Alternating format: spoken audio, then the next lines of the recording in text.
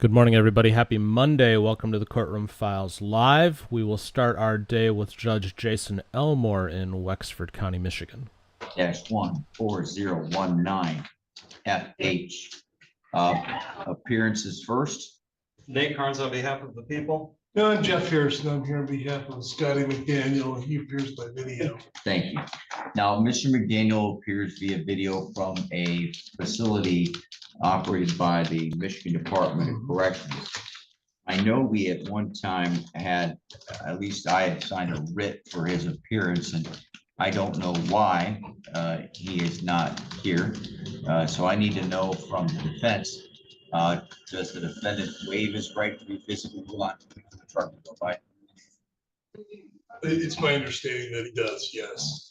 He can confirm that. Mr. McDaniel, you have the right to be physically present in a courtroom whenever there's a sentence issued.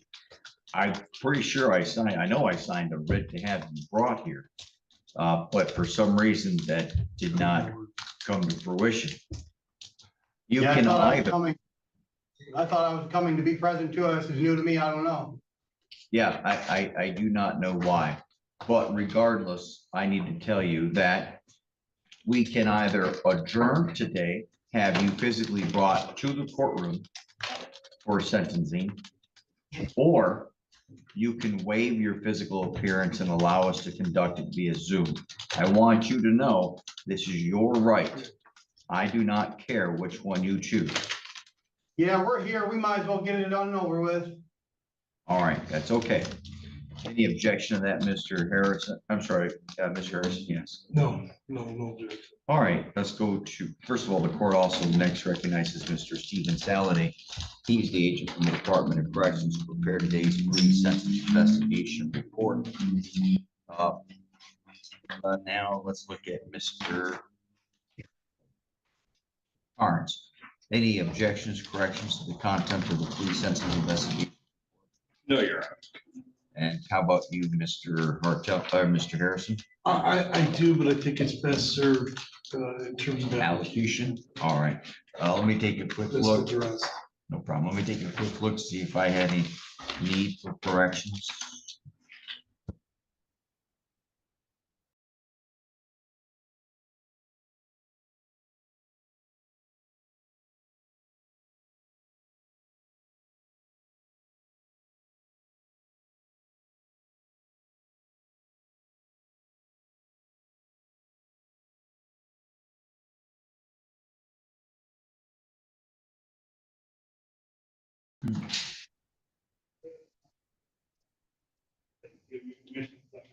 All right, doesn't look like I had any. Sorry, I don't mean to sound so disappointed, but normally I catch up with you.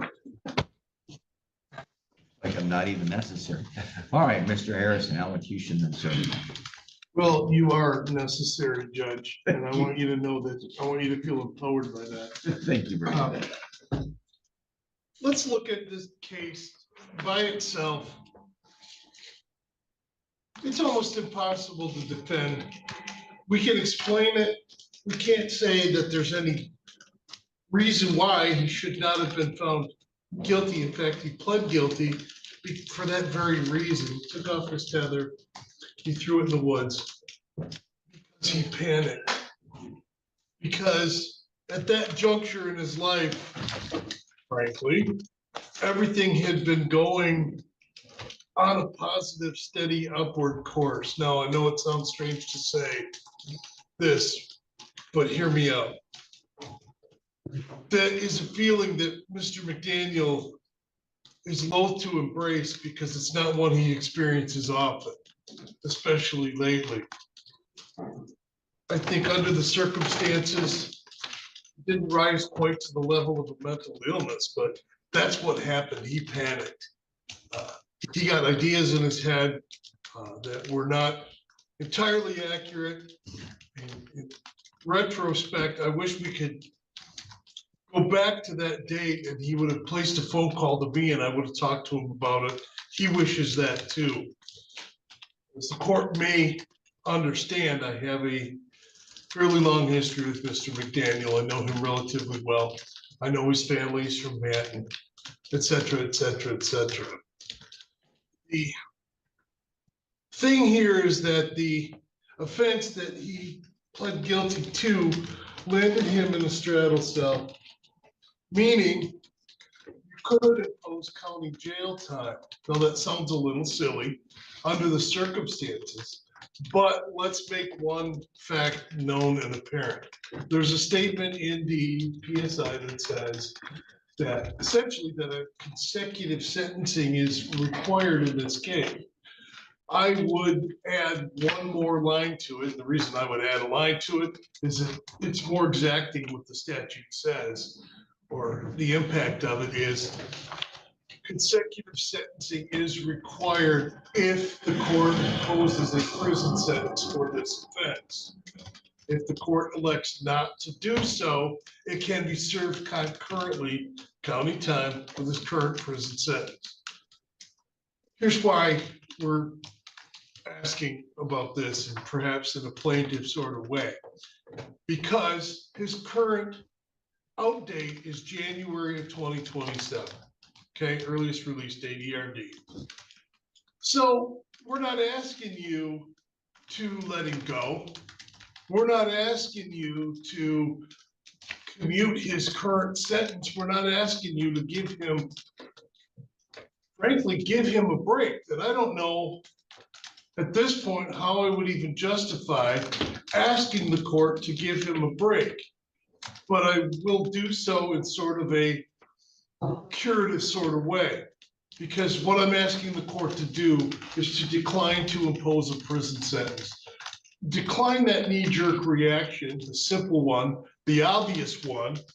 Well, he's already in prison, let's keep him there. The problem is it would extend beyond his current ERD in the year 2027 if the court were to impose a prison sentence hearing that was to be served consecutively. That is one thing Mr. McDaniel tried to hold on to. We tried and tried and tried to get a killebrew that says no consecutive sentencing would apply. Under the circumstances, due to his scoring, probably in no small measure, the prosecution declined to do so. So we don't have that fallback position where I can simply ask you to enforce a killebrew that was entered in your presence. What we do have is a situation that I think warrants some consideration by the court. In effect, what I'm saying to you is, yes, this was a stupid thing to do.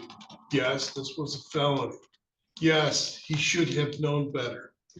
However, if we apply the rule as far as consecutive sentencing, you would in effect be enacting a sentence that would extend beyond 2 years of his current involvement. It's not quite 2 years, but you get my drift.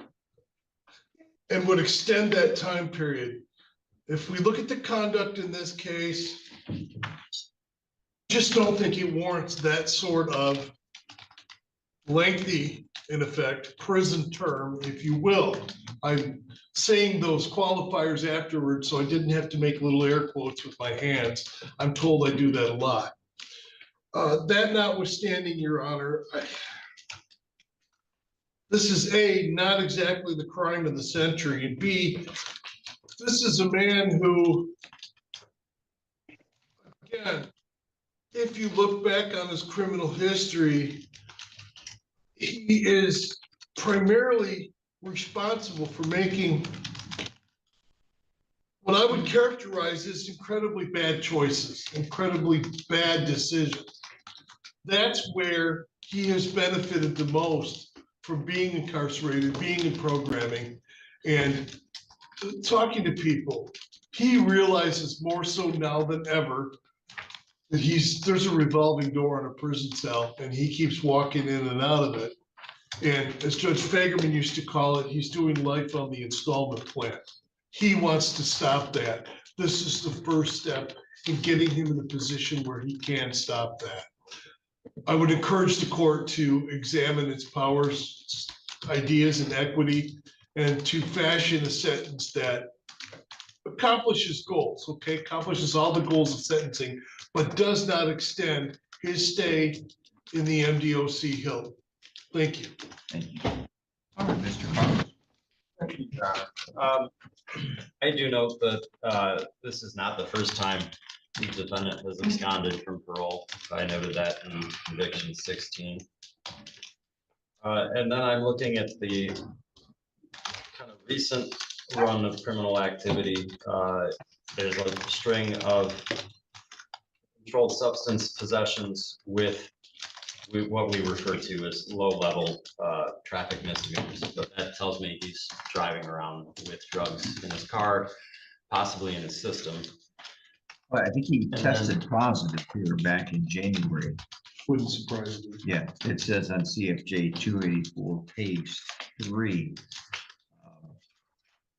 Is when he refused to open the door of the vehicle. And when he was apprehended, he tested positive for methamphetamine. In January, okay, yeah. Yep. Yep, following that. And that is concerning repeated behavior. And then going back before this offense date, we have this issue with buprenorphine in jail.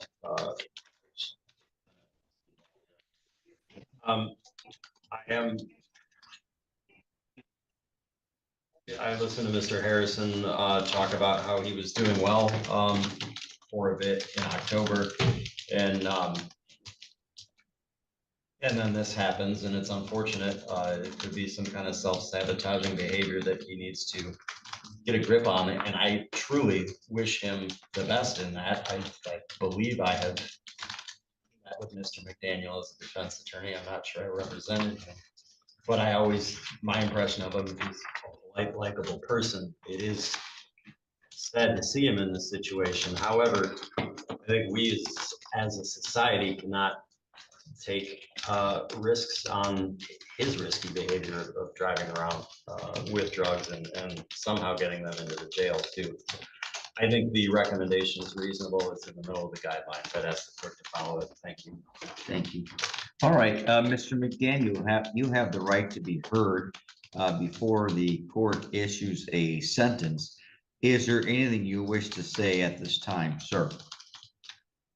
I mean, I just want to apologize. I feel like I owe the, courts and the community an apology for putting everybody at risk by driving around, with, like you said, under the influence and then cutting the tether off.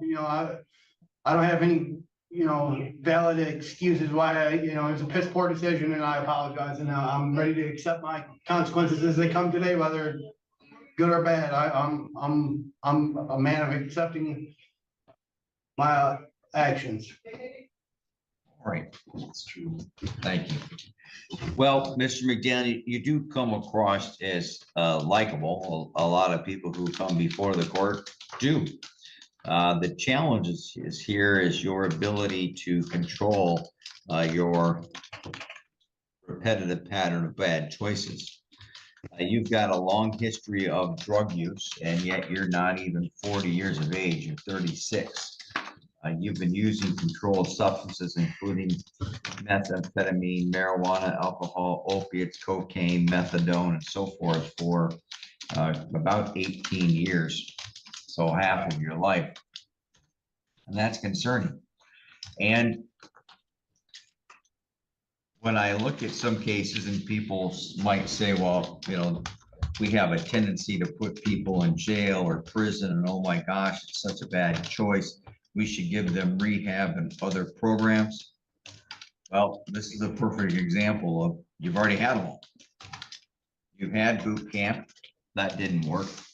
You had multiple attempts or efforts at a rehabilitative program, both in and out of the jail or prison.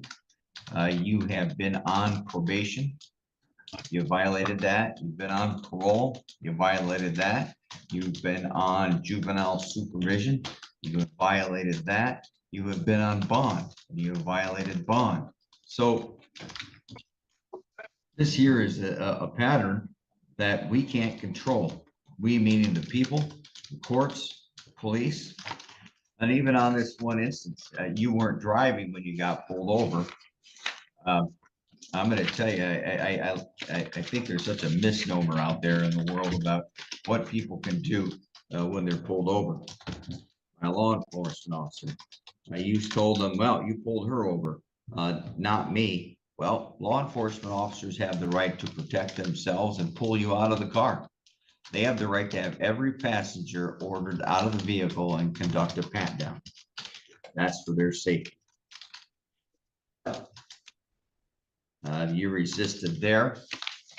And when you did, you tested positive. Now, I don't use that against you as a conviction, but I can, and I do make a finding by a preponderance of the evidence that you were, one, you had cut your tether. Two, you were out using methamphetamine. Three, you were violating parole yet again. So I don't feel at all, I understand that you might be likable, and I don't have any issue to argue with that. But I also have no challenge to argue or have no issues with saying that your likability doesn't mean that you are going to control your conduct. And there have been prior abscondings in the past. So, and repetitive drug use, and there was the box that was in the jail, if I remember right, Mr. Carnes? Yes, Your Honor. Wow. And I've worked at a prison before, and while Westford County Jail is not exactly the same thing, the presence of controlled substances in a jail is a lot different than it is outside in the real world, because it then becomes a violent, and people will hurt other people to be able to get access to those substances. It puts the people inside the jail in danger. It puts the corrections officers in danger. So this pattern that you continue to choose is destructive. And plus, I choose to sentence the defendant as a habitual offender second, which is how he pled. The sentence of the court is as follows: a $68 state minimum fee, a $130 crime fixed rights fund fee. I'm going to say I'll strike the court costs, strike the attorney fees, strike the fines. There won't be any supervision fee because there'll be a prison term. Now, the real question is as to what extent does the court give a prison term? I'll note that the 2/3 rule would cut it off at a 24 to 36 months. And while the defendant is not entitled to credit because it will have to run consecutive to the sentence that he's already currently serving, which, by the way, Mr. Saladay, means we need to make a change to the SRIR 88-1, page 1, where it says concurrent, we need to put consecutive. This court sentences the defendant to a prison term of 18 to 36 months without any credit, and that's as a habitual offender second. All right. Have I missed anything, Mr. Saladay? No, Your Honor. And Mr. Carnes, anything further on behalf of the people? No, Your Honor, thank you. Mr. Harrison, any questions about the sentence or anything else on behalf of the defense? Not at this time, Your Honor. All right, thank you. Mr. McDaniel, you will receive at the prison 2 copies of one form. It will be called your appellate rights. You will place your initials on one copy. Doing so neither elects nor waives any rights. It merely acknowledges receipt of the other copy. That document tells you that you have the right to appeal the conviction and sentence in your case. Based upon the plea, any appeal must be done by filing an application for leave to appeal. Based upon the plea in this case, if you choose to file an appeal and you want the court to appoint an attorney to assist you, you may complete the bottom half of that document and return to the court within 42 days. If you choose not to appeal, you may simply dispose of your copy of that document. All right. Any questions, Mr. McDaniel? No, sir. All right. Thank you very much. We are adjourned. Okay, good morning once again, everybody. Welcome to the Courtroom Files Live. Happy Monday. Let's go to Texas, and we'll see Judge Stevens. Is your attorney. He's a nice guy. He's a smart guy. And who's on this one for the state? Okay. All right. As you know, this is a motion to revoke probation. Yeah, you're on probation for a state jail felony, unauthorized use of a motor vehicle. And Mr. Adams stated that there was an agreement that had been reached for 18 months in your probation would be revoked. You would be sentenced to 18 months in the state jail. You would be given credit for all time you have served, whatever that is. You know more than I do about it. We can pull it up, but you know how long you've been serving. And that was something you were going to agree to. Now he said that you want some time to talk to authorities. And that's okay. We don't want to talk about it, the details. But what difference would that make on this case? Maybe if there's a federal matter, that's something else. You know, I was in the, Yes, sir. I was in the U.S. Attorney's Office for 20 years, you know, and we dealt with federal stuff. We didn't deal with the state stuff. We had federal matters, and then these are state matters, and those are two different things. Would that matter that you want to deal with the federal authorities really have an effect on this case? For the state, Your Honor, it would not. There's restitution owed in this case, so we're pretty firm on what we're offering here. I believe that Nothing prevents you. We can get information to the authority just to come talk to you if that's what you want, and then you can talk to them and tell them whatever you feel like they need to know. But this is apples and that's oranges. They're two different things. And your attorney could be with you too to make sure that you're not doing anything that could get you into harm's way, you know. But this is something else different. So are we going to take care of this today and then get the authorities? We'll get the authorities to go and see you. Is that what you want to do or not? Yeah, but like, kids done day, but I like that the police. Just when you have just to make it Facebook, but just something they had the API. Yes, sir. There's some people I didn't know it's okay, Bill Nelson, I might not be, and they were involved in something that I'm not involved in, and Okay. Did you discuss that matter with Mr. Adams? I didn't. Well, he's confident. He has your confidence, and he's not going to disclose anything unless it's necessary by law. So mate, You can feel free to talk to him so that he can give you advice on how to proceed with the federal authorities. yeah, but I read what they're doing down out, and they didn't want me to. I guess they kind of did something, Yes, sir. and I've never been out to and they're around with them. Okay. He said we drive it with the pit pot, Lucas, right, Lucas, and they don't know what they're doing. Okay. Well, it's important if you feel like they need to know, and then let them make the decision, of course. But what do you want to do on this case today? You want to move forward with it I today? move forward. Oh, okay. All right. We can. Then we now call cause number 23 CR 309, the state of Texas versus Jeremiah Chaudron. And you were here with Mr. Adams, your attorney, and the state's attorney. Does the defendant waive a formal reading of this first amended motion to revoke probation, which was filed on April 22nd of 2025? Can we proceed in summary? Yes, sir. And Mr. Chaudron, you are Jeremiah Chaudron. Raise your right hand. Do you solemnly swear or affirm any statements you make during this hearing shall be the truth, the whole truth, and nothing but the truth? So help you God. So All right, lower your hand. Let me ask you, what's going on in Galveston County? Are those matters still pending? Yes. That's the opinion. Thank you. Oh, Because he has that. okay. And then we completes this, he'll go back to Galveston to sit on those charges. Okay.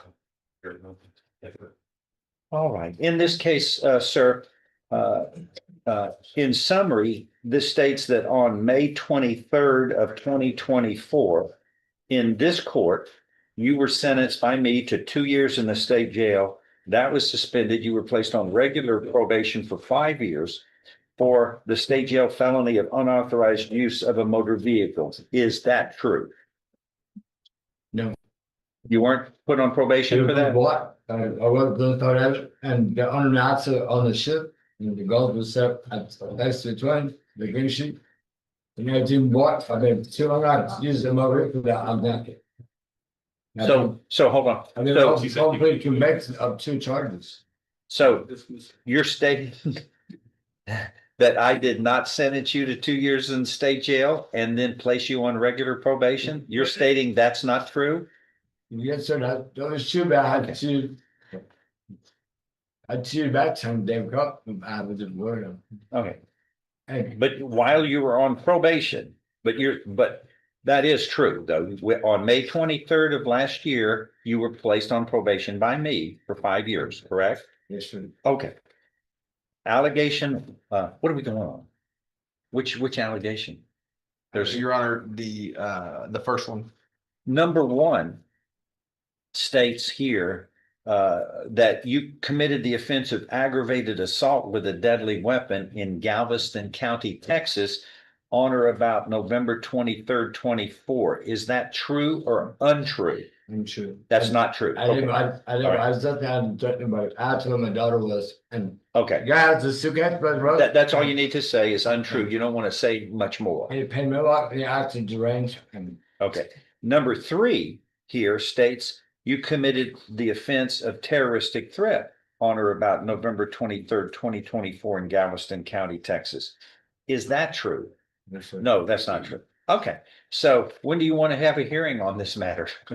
I mean, those are the rest are fees, and I'm really not comfortable revoking people who generally people pay if they can, and if they don't, unless we know they have wealth, that's kind of a waste of our time because it's not proper to revoke people who are indigent for failing to pay. When can we have a hearing on this? I can do it next week. All right. Well, Your Honor, if we could have at least a couple of weeks, because I'm not sure what the Where schedule is going to Galveston be. County is? Yes, sir. All right, in 2 weeks. Yes, We'll sir. reset it for 2 weeks. So we're gonna have a hearing. There is no deal anymore. I'm gonna make all the decision on it, okay? All right, all right. Thank you. That's, All right, I can listen, Alicia Moore, she's ready. Police That's- more. All right, let's head up to Michigan and say good morning to Judge Simpson. Your Honor, the people would waive any potential conflict between this honorable court and the Office of the Public Defender. While the people don't believe such a conflict exists, the people make this wish for avoidance of all doubt. Morning, Your Honor. Rob Knopfring on behalf of our client, Ms. Jaleesa McDowell. We join in prosecutor's motion. Court, for its part, also does not believe that conflict exists, neither do the court rules or the cases decided thereon. To the extent a conflict does exist, given the waivers, the court will consent to hear the matters. Court does call the case of the people versus Jaleesa McDowell. Ali Zend on behalf of the people, Your Honor. Rob Knopfring on behalf of Ms. McDowell. Ms. McDowell, can you state your name, please? Jaleesa McDowell. All right, this is the people's motion. Thank you, Your Honor. Your Honor, at this time, the people would request the court set a bond of 50,000 cash surety. I'm aware it's already set. In this case, the people originally requested a $100,000 cash surety bond, and the magistrate granted a personal recognizance bond at the arraignment. This case stems from a 911 call from the victim's friend after she received a text from the victim saying that her mother had stabbed her and that she was scared to call 911 because the defendant had been threatening to kill her if she heard sirens. When officers arrived, they spoke with the victim, who informed them that she and her mother had gotten into an argument. And from that argument, the defendant grabbed a butter knife and stabbed a wall in the house and then stabbed the victim's hand. After stabbing the victim's hand, the defendant then forced her into the bathroom and yelled at her to take off her clothes and get in the tub. The victim refused, and this caused the defendant to then grab her around her throat, shove her into a wall, which caused her head to hit the wall. The victim informed officers that she was extremely afraid of her mother and fears that her mother will kill her. And the people have extreme concerns given this case and the fact that the victim had to go to the hospital for that stab wound that required stitches. We have extreme concerns for the victim's safety as well as the community's. This defendant also has another case that was recently charged, and I believe was arraigned on Friday for an MDOP against her boyfriend. That case stems from incident in March of this year where the defendant chased her ex-boyfriend in a car and was throwing rocks at his car while it was driving down the road, resulting in damage to the vehicle. So at this time, the people would ask that the court set the bond at 50,000 cash surety in the GBHFA case and believe that the personal recognizance bond was an abuse of discretion, Your Honor. Thank you. I've had the opportunity to meet with my client prior to today's hearing. I wasn't present at the arraignment, so I don't know what facts were argued by the prosecutor's office. The only thing new that I'm hearing since the bond was set at personal recognizance by the magistrate on June 12th is the authorization of the malicious destruction of property charge, a 1-year misdemeanor, which my information is involved rock throwing. It did not involve the complaining witness, her 15-year-old daughter. It was a separate incident in March. So I don't know what information is new that is being presented to this court. As background, my client has 2 children that are in the household, a 12 and a 13-year-old who are currently, and I stretch to say unsupervised, but I think they're in the care of neighbors and friends, and they need structure as school is out right now. My client is gainfully employed at the mobile gas station at Haggerty Road and I-94, where she's a supervisor. Also, when she was arrested, her home was not secured, and her home right now, as I understand it, is unlocked, and people are helping themselves to the contents of her home. She lives at 1243 Stamford Court in Ypsilanti, 48198. And it's my information that the prosecution has not been provided or has any jail calls where my client has made any contact or had any contact whatsoever with the complaining witness. And as the court's well aware, had they been armed with this information that my client was attempting to reach out to her 15-year-old daughter, they would have presented to the court. So boiling this all down, we have no new information other than the rock throwing incident, which occurred in March. I'd ask the court to consider a $5,000 10% bond. The prosecutor, I believe, told me that the bond for the malicious destruction of property charge that was authorized and that my client was arraigned on was set at 1,010%. And also, as a condition of this, any release, this case, the instant case, any release would include release on a GPS tether. So we would have, the court would be aware of where she is at all times. And it's my information that the complaining witness, her 15-year-old daughter in this case, is not in the household. So there would be no problem with any unwarranted or any contact whatsoever. But my client needs to get out to save her job, help in the defense of this case, secure her home, and secure those 2 minor children that aren't in school. So I'd ask the court to consider a 5,000 10% bond. Well, I thought that the other children, as I was understood, were with, that their, I guess, care had been secured. That's my information. I have not been able to verify it. Counsel that was assigned the case this morning called off, so I went to the jail and did due diligence as required by MIDC standards to meet with my client. I can't speak because on verifying that where those children are right now, but that's my information that I don't know their supervision right now. I haven't been able to ascertain that because I had to go see my client when I got the call from my colleague who called off. Well, just so that we're clear, I watched the arraignment after receiving the motion. And my understanding was that the 15-year-old was with her grandmother. Your Honor, per my notes, my other minor children are staying with the stepfather, and then the victim, the minor child, is staying with her grandmother. And then further notes indicate that the children were put with a brother or girlfriend who lives either next door or close to defendant's residence. So I'm not exactly sure at this time where they're staying. I know they talked with CPS, who is working on getting the grandma to be the caretaker at this time. Okay, that was one of my questions, whether or not CPS was involved. But and that's another concern of my client, not to cut you off, Your Honor, but with the tenuous supervision, as stated by prosecutor as well, there is a plan in place, but I don't know, kids being kids, I don't know how manageable they are. You've had 12 and 13-year-olds, Your Honor. You can't even get them to go to turn off the TV sometimes or come in when the street lights are off. You know what I'm I don't talking know how about. your kids act. Oh, That was not my children. oh, okay. All right, so, but Ms. Zenda,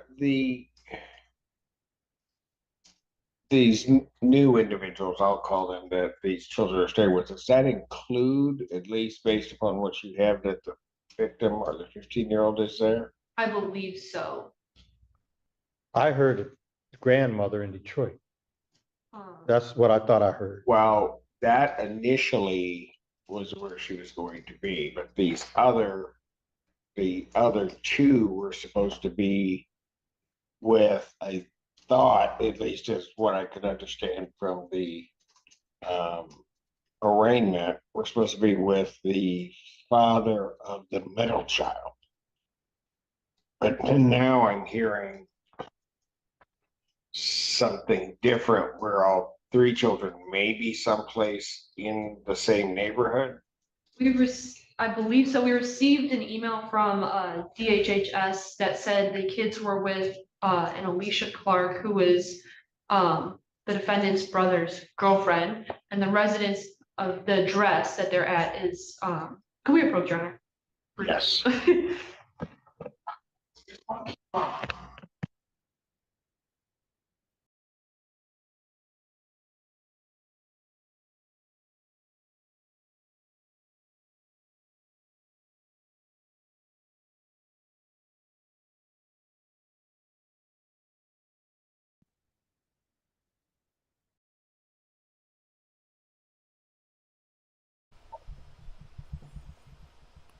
Okay, let's do this since they might be a minute. Let's go back to Judge Stevens, and I'll keep an eye on that, and we'll come back to that hearing. Simpson, the state's attorney.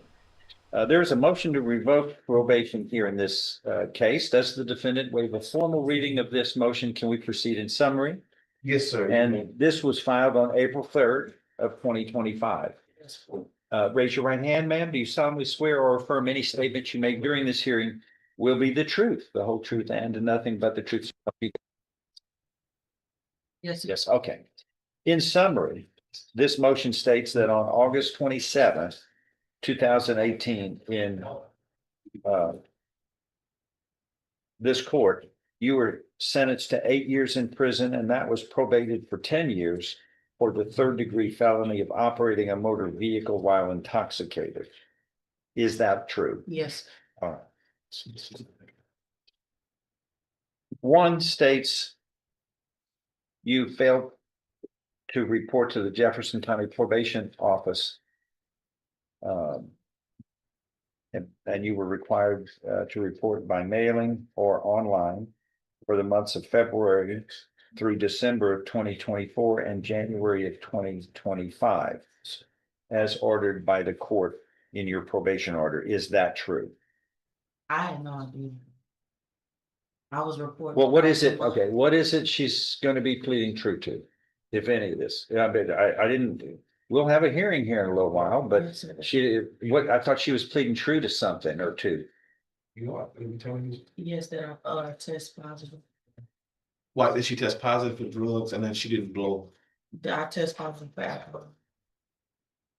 And it was at the bottom, judges. Number three states you failed to abstain from the use of any and all intoxicating substances, including alcohol, in that you provided a urine sample on or about December 19th, 2024, and also January 17th, 2025 in Orange County, which showed the presence of alcohol in your system in violation of your probation order. Is that true or untrue?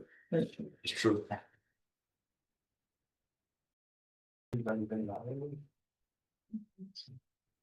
When?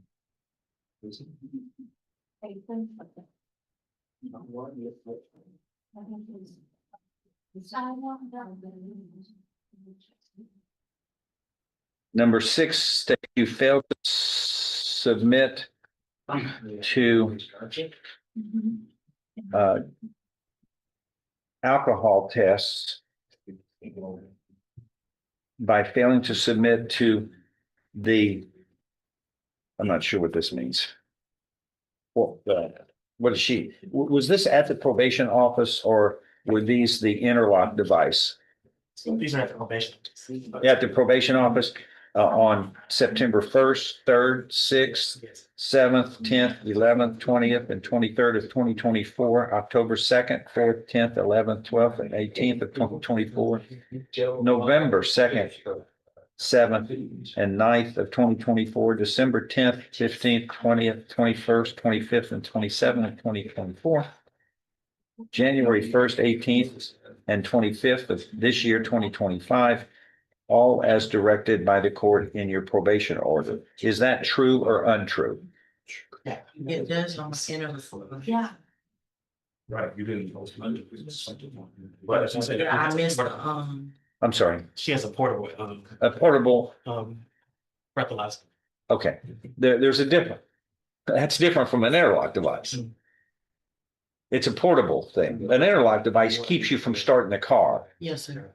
The other item you have to blow in, that doesn't affect the car starting. Yes, sir. Which one is it that you didn't? The portable, okay. So is that allegation true or untrue as it is alleged? Yes, sir. Are you pleading true to that as well as true to allegation number 3 that you pleaded true to? Are you pleading true voluntarily, knowingly, intelligently, and because those allegations are true as they are alleged?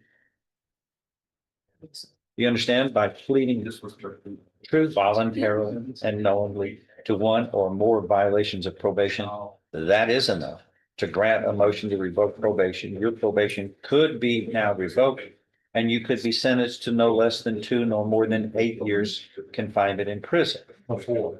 I'm sorry. This was accounts. Oh, I'm sorry.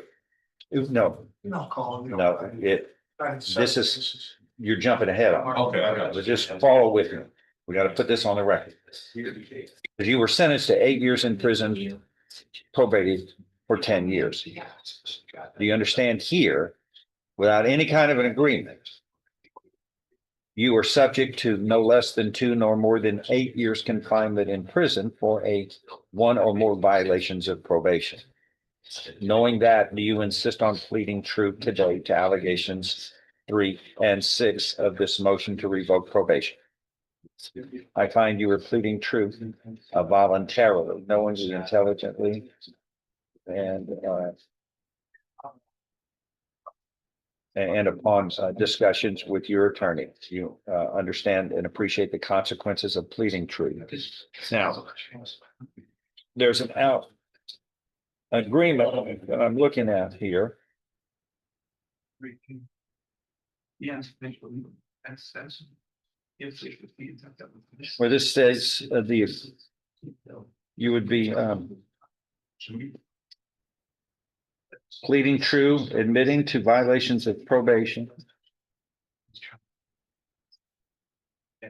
And whatever decision the court reaches, it cannot exceed 4 years in prison. So this is looking at really 2 options here. Your probation could be revoked. You could be sentenced to no less than 2 nor more than 4 years confinement in prison. Also, I could continue you on probation as an option. I think those are the only options here. That's correct, Judge. Is that your understanding of the agreement that's been reached between you and your attorney and the state? If I follow this agreement, I'm going to follow this agreement. We'll see where it plays out. You have no right of appeal of your case. Do you understand?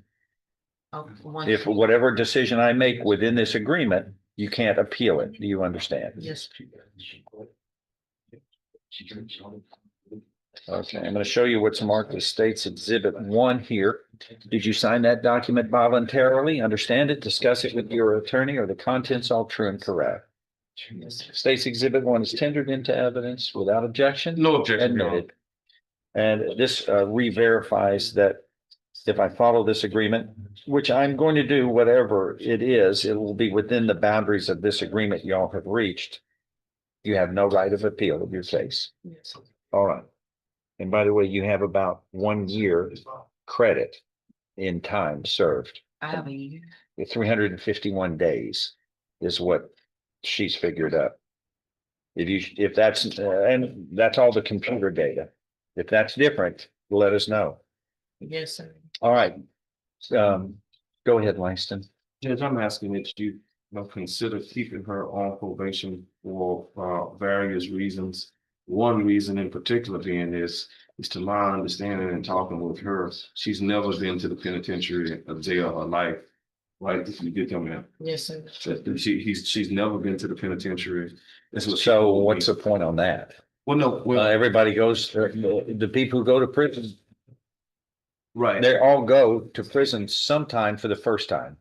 Right, but in this particular case, with your administrative hearing that you had, and I think the court had signed this on 3/18/25. One of the things that points out. Hold on, look, I'm looking at this 2015 conviction. It states for driving while intoxicated with a child passenger, it says she was sentenced to 2 years in the state jail. She told me she's no. And that was revoked, and she was sentenced to 7 months. She was 2 years in the state jail, probated for 5 years. And then that was revoked in 2018, and she was sentenced to 7 months in state jail. I didn't see that, but did you Yes, tell me? but I was in the county and I just went to state. But Oh, I know that's you the never, same thing? you never walked into the prison. You Yes. stayed in the county, but you still were convicted and sentenced to 7 months and given credit for time served. But the judgment says you were sentenced to 7 months. That was the sentence. Okay. You just never walked into a prison. You did all your time in the In the county county. jail. So Judge, that's what she meant when she told me she never went to the prison. That's what she told me. Hold on, there's another one here. Yes, sir. She went to state peons. Yeah, there was a DWI third. In 2018, she was sentenced to 8 years probation in that. That's this case. That's this case. That's good.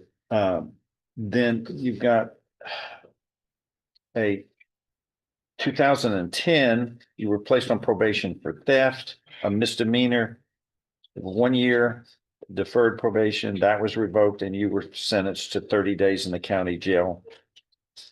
And it looks like what happened, you committed another theft and you were sentenced to 30 years in the county jail at the same time. So you had a revocation of probation and a new theft case, and you served those together. Then the DWI misdemeanor, in 2014, you were sentenced to 90 days in the jail, probated for 1 year. That was ultimately revoked in 2015, and you were sentenced to 90 days in the county jail there. Yes. So you've been sentenced to county jail 1, 2, 3,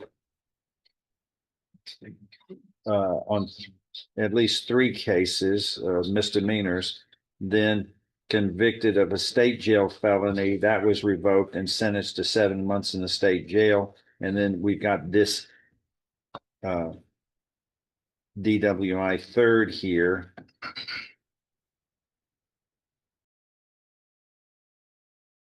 That occurred after you were 2 years.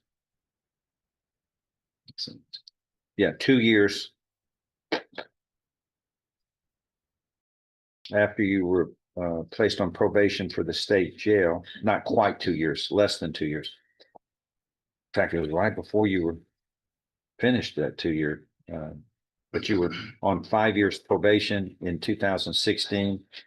And in February of 18, you pick up this DWI third. Okay. So, I'm glad that they would correct that, because I just went off of what she told me.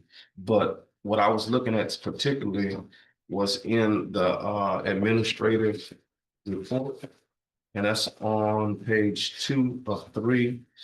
And it had in here where she admitted to lapsing on alcohol in 2024 and January 2025, resulting in positive behaviors.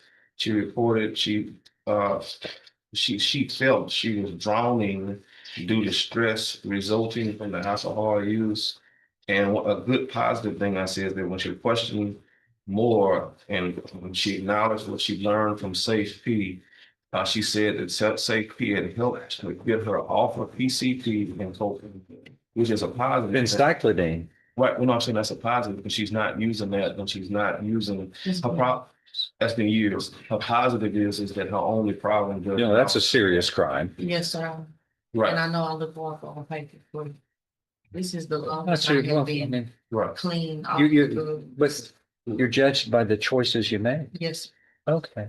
Right, You can always start making better choices.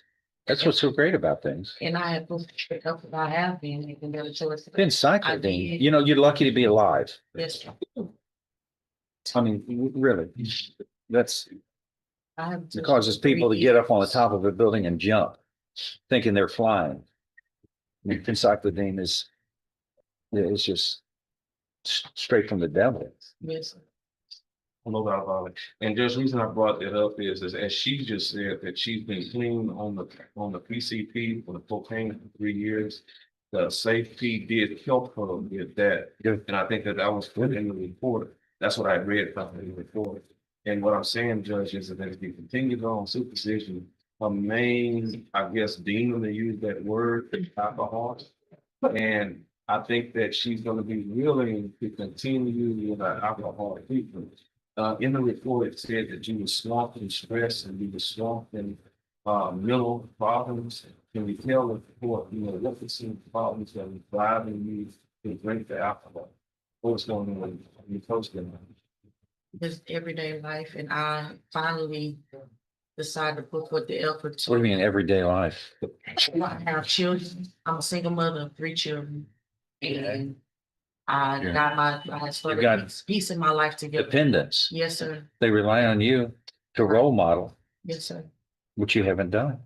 And I it's- relapsed, it's- I did relapse. Okay. But I put forth, and I went about 1 to and then treatment specifically for my patient officer.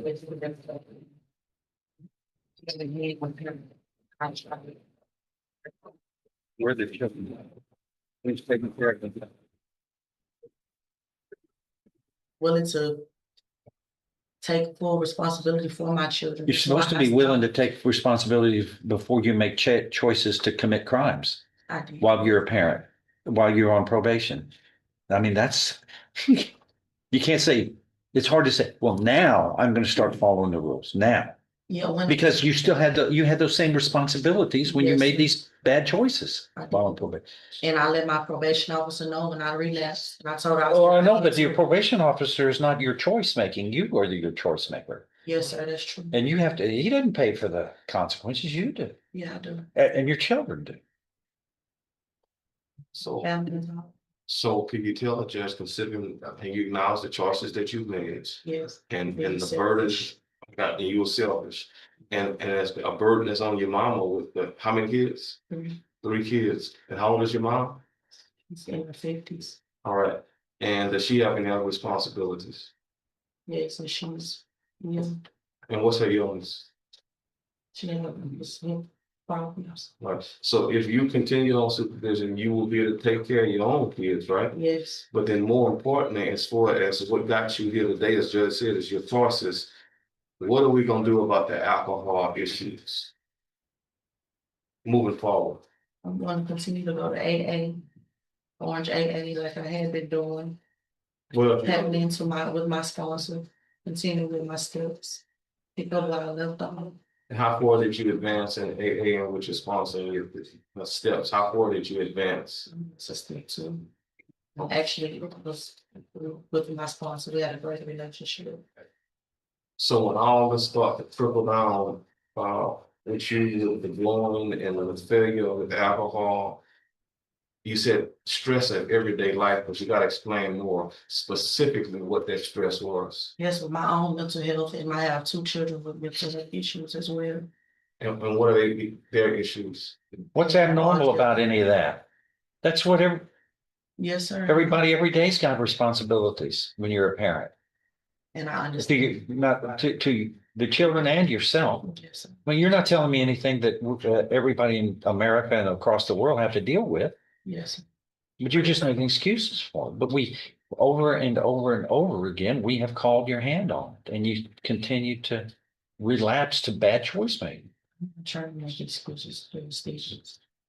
So really, all you're doing right now is promising, making a statement. That's all you really have. Your choices have been different, which is what counts. But all you're doing is saying, I'm not going to get in trouble. I'm not going to do this again.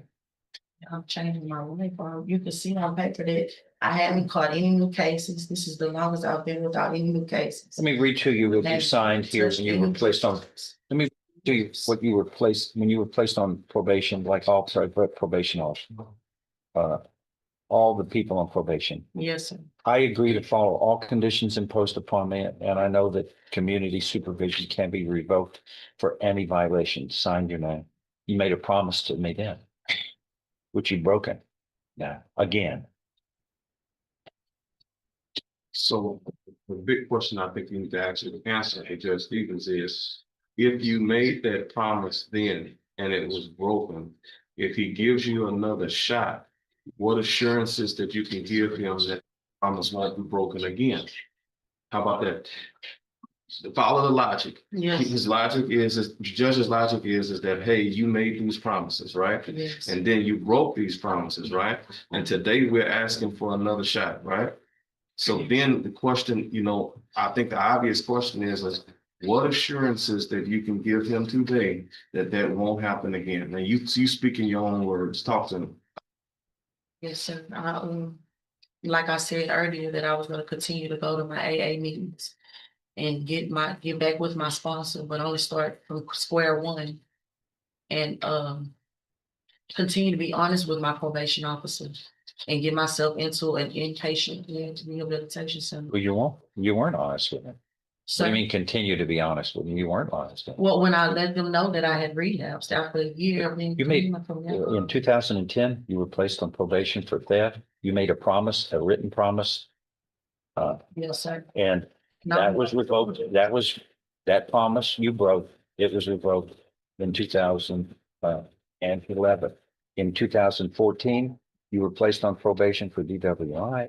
You made a promise, a written promise. I will follow all the terms of probation. You failed, and that was revoked from 2015.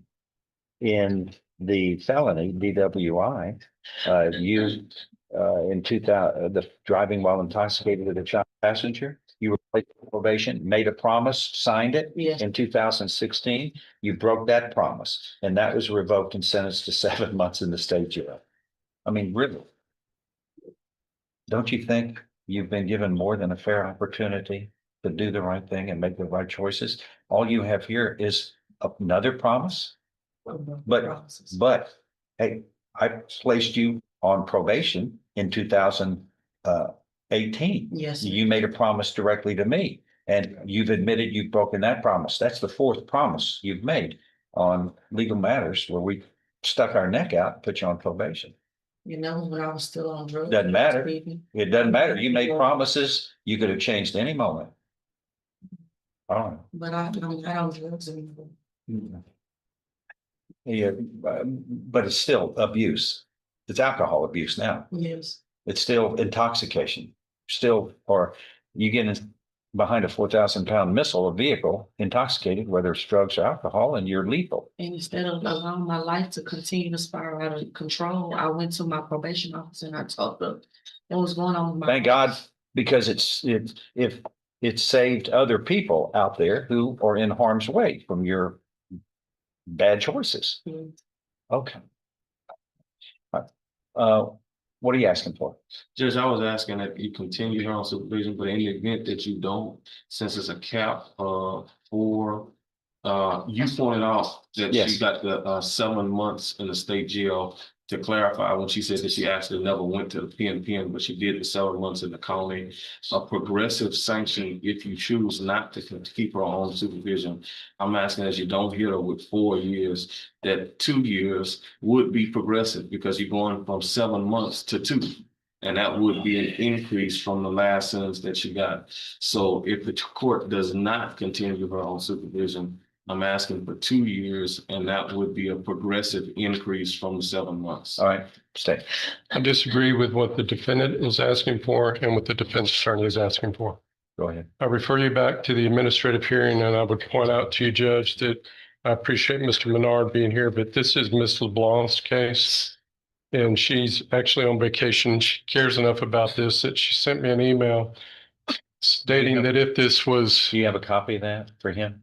the email she sent me about her conflict and schedule. No, I didn't send that to You were him. about to make, she was gonna make a comment on the case, but. No, I just know that she's genuinely concerned about her Okay. caseload. Well, And so all probation officers seem to be caring.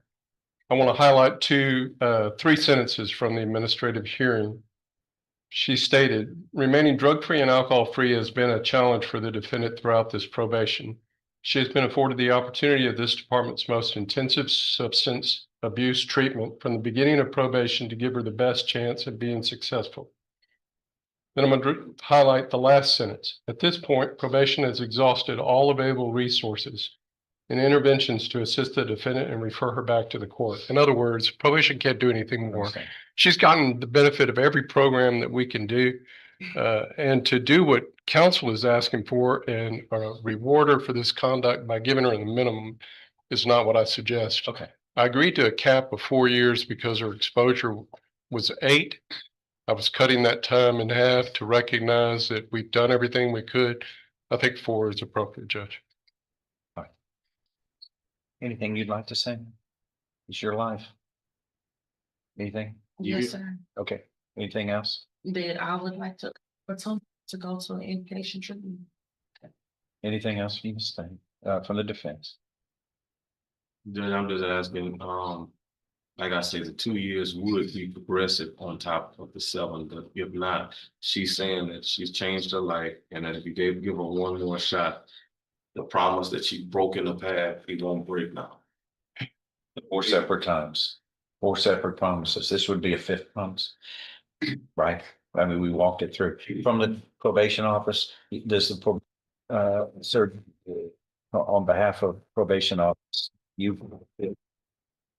the probation office has exhausted its resources, this case. Yes, and we have resolved this. And that further supervision would be futile. Yes. All right. Anything else? If not, I'm going to find that there is sufficient evidence supporting this motion to revoke probation to grant it by a preponderance of the evidence or greater, as allegations 3 and 6 have been proven true by a preponderance of the evidence or greater, as the defendant has pleaded true to those voluntarily, knowingly, intelligently, and understanding and appreciating the consequences of revocation and imprisonment. Your probation here is hereby revoked. I am following this agreement. You are hereby sentenced to confinement in the institutional division of the Texas Department of Criminal Justice to serve a term of 3 years. You will be given credit for the 351 days that you have served in accordance with that. Do you understand what has happened to the? So what about You the need- safety time? You will give credit, be given credit. Safety is not something I have information of, but you will be given credit for all time you have served. You need to be more focused. We'll do our job up here. You need to be more focused on following the rules and being a responsible parent. Yes, sir.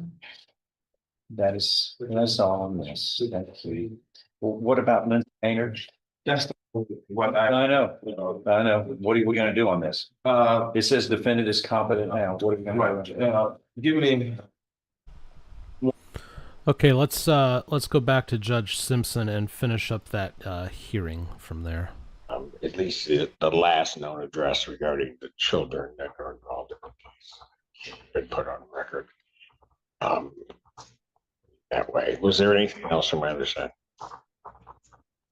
Nothing from the people, Your Honor. No, Your Honor, other than she needs to get out, take care of those kids.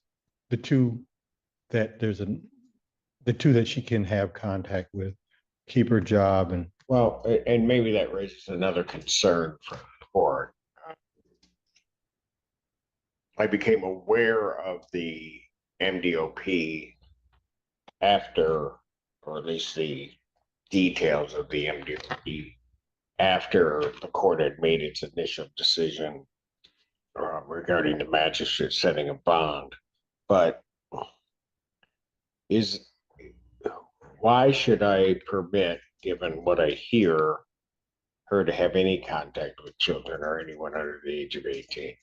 Because CPS will step in. And then that's a whole nother can of worms. What is a whole other can of worms? CPS investigating possibly. Correct, but typically in cases that might be similar to this, where there's injury to a child, we don't, the bond conditions are set where there is no contact With any children? with any children. If you let her out, we don't object. Put her on a tether and set her bond at 5,000, 10%. No objection. Okay, but then I have the other issue that if she were let out, the location, at least is known, of the children are in very close proximity to where she would need to reside, which is my other concern.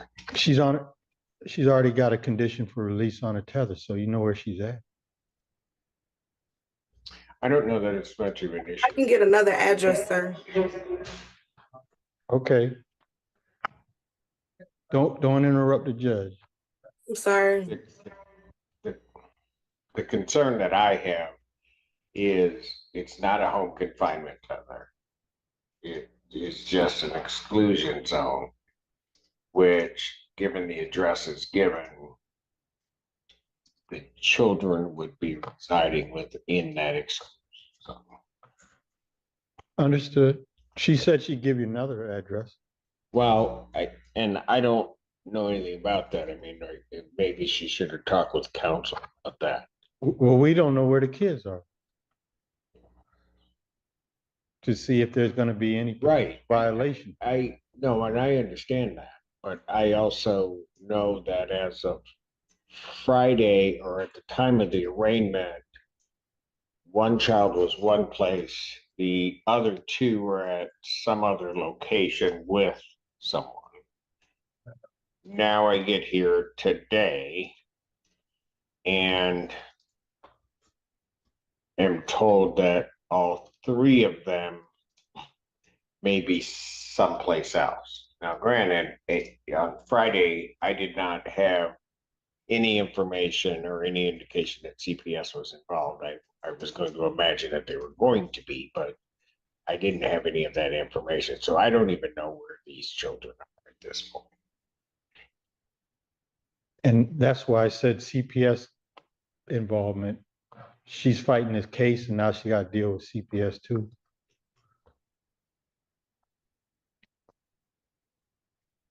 Well, I don't know, right? I mean, I can't say anything about what CPS will do or not do. I just know that. All right.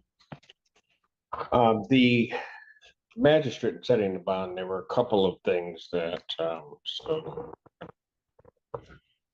the motion indicates, and from what I'm to understand, that there were indeed threats that were made to at least the victim in this case, the 15-year-old. Both from what the court understands before and after the incident of the stabbing or the injury to the 15-year-old's hand. The bond form, the law enforcement bond form, which may have mistakenly misled the magistrate, indicated that there were no threats. However, there were indeed, or at least there were indeed threats. The other concern that I have is that there is a weapon that is used against a minor, not just in a threatening or assaultive fashion, but in a fashion which then indeed led to the injury and the necessity for medical treatment of that 15-year-old. There's further the indication that the defendant, or that the victim in this case, is fearful of the defendant.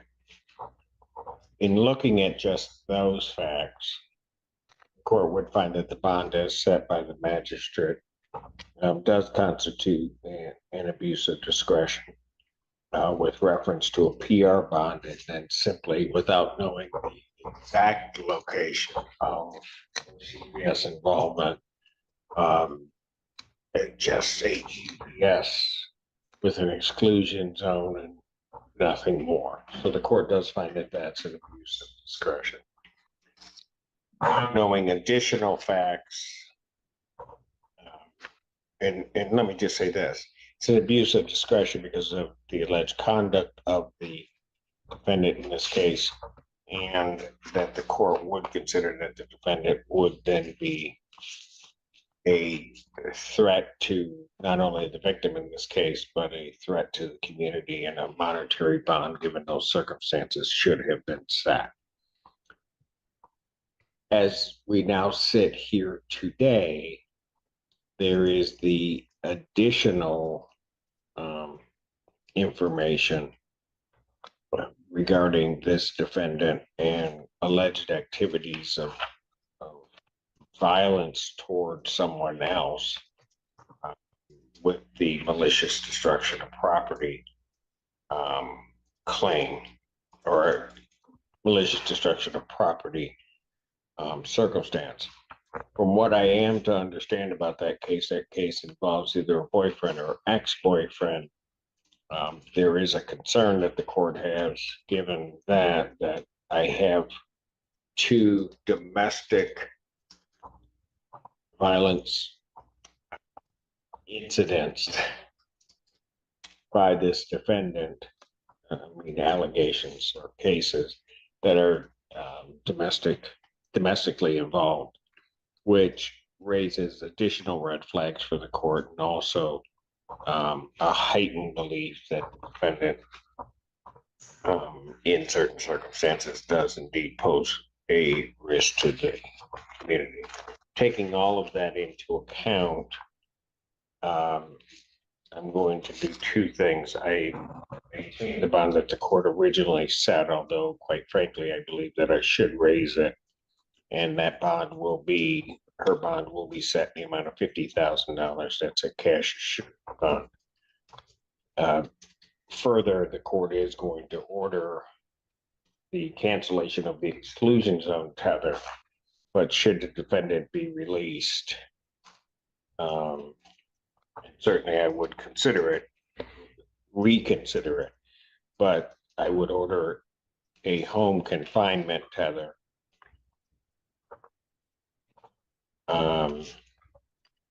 as a condition upon her release, prior to her release, should she postpone.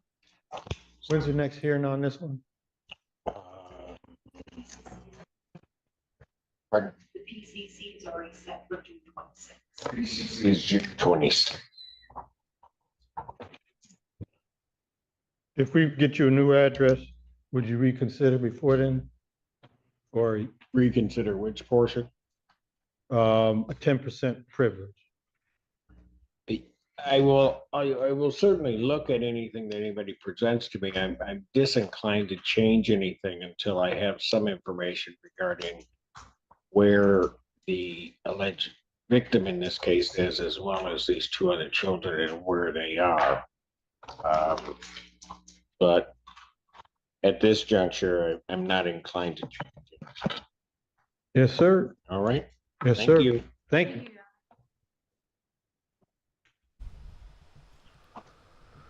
Okay, real quick before we go to the next court, I wanted to point out for anybody who is not aware of this yet, for about the last week here at the Courtroom Files, we have been offering a 24/7 stream of Judge Fleischer.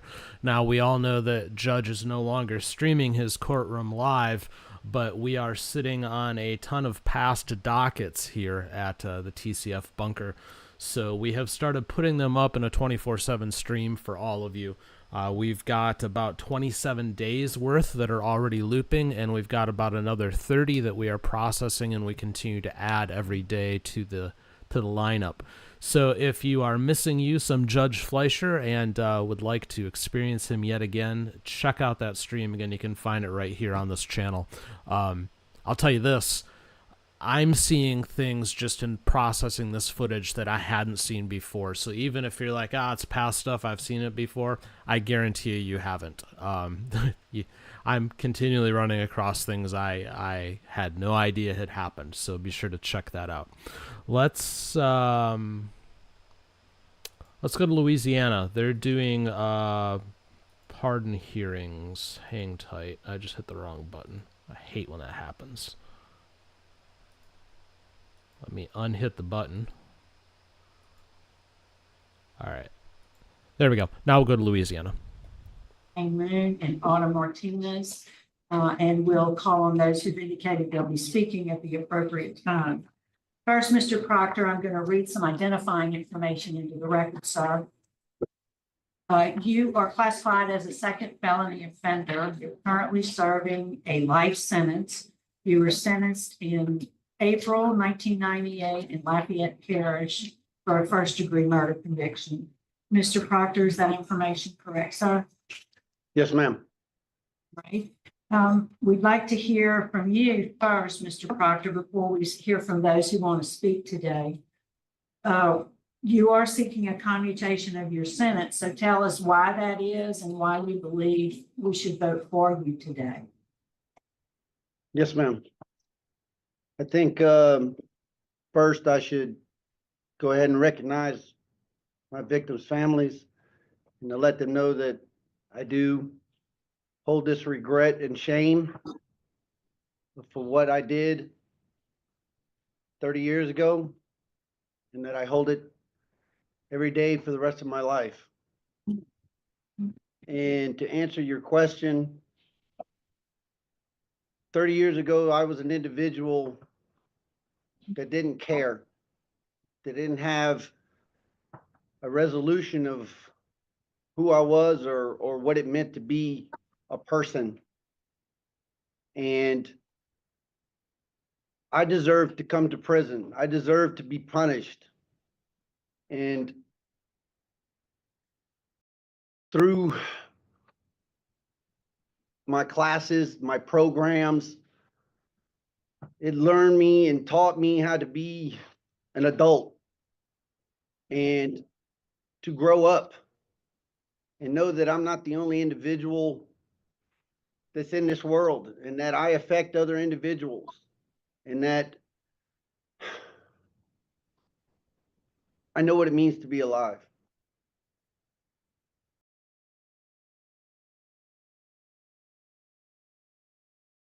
All right, thank you. And we'll get a little more detail shortly. Did the warden come in yet? They're en route, Renata. Okay, so we'll just hear from those who want to speak in favor. Could we hear from Channing, the Parole Project, please? Good morning to this honorable board. Channing Blake with Louisiana Parole Project, appearing on behalf of Mr. Eric Proctor. He's a resident of Camp F. He's been a Class A trustee since 2012. Out camp maintenance job is special projects. He has programming. He's also participated in NAAA. His vocational certification is graphic arts. He has family support. He's proud to be the valedictorian of his GED class. He has employment lined up with roofing and interior company, and he's been sober for 34 years. And because of these things, we've accepted him into our program. Should the board give him a favorable recommendation, we will provide transitional housing, employment assistance, both mental health and substance abuse evaluations, and social norms for him. He will also be assigned a reentry specialist that will guide him through his reentry process. Based upon his record, rehabilitation, and strong support system, we ask that the board will grant him a favorable recommendation today. Thank you for your time. Thank you. And Mr. Greg Proctor, please.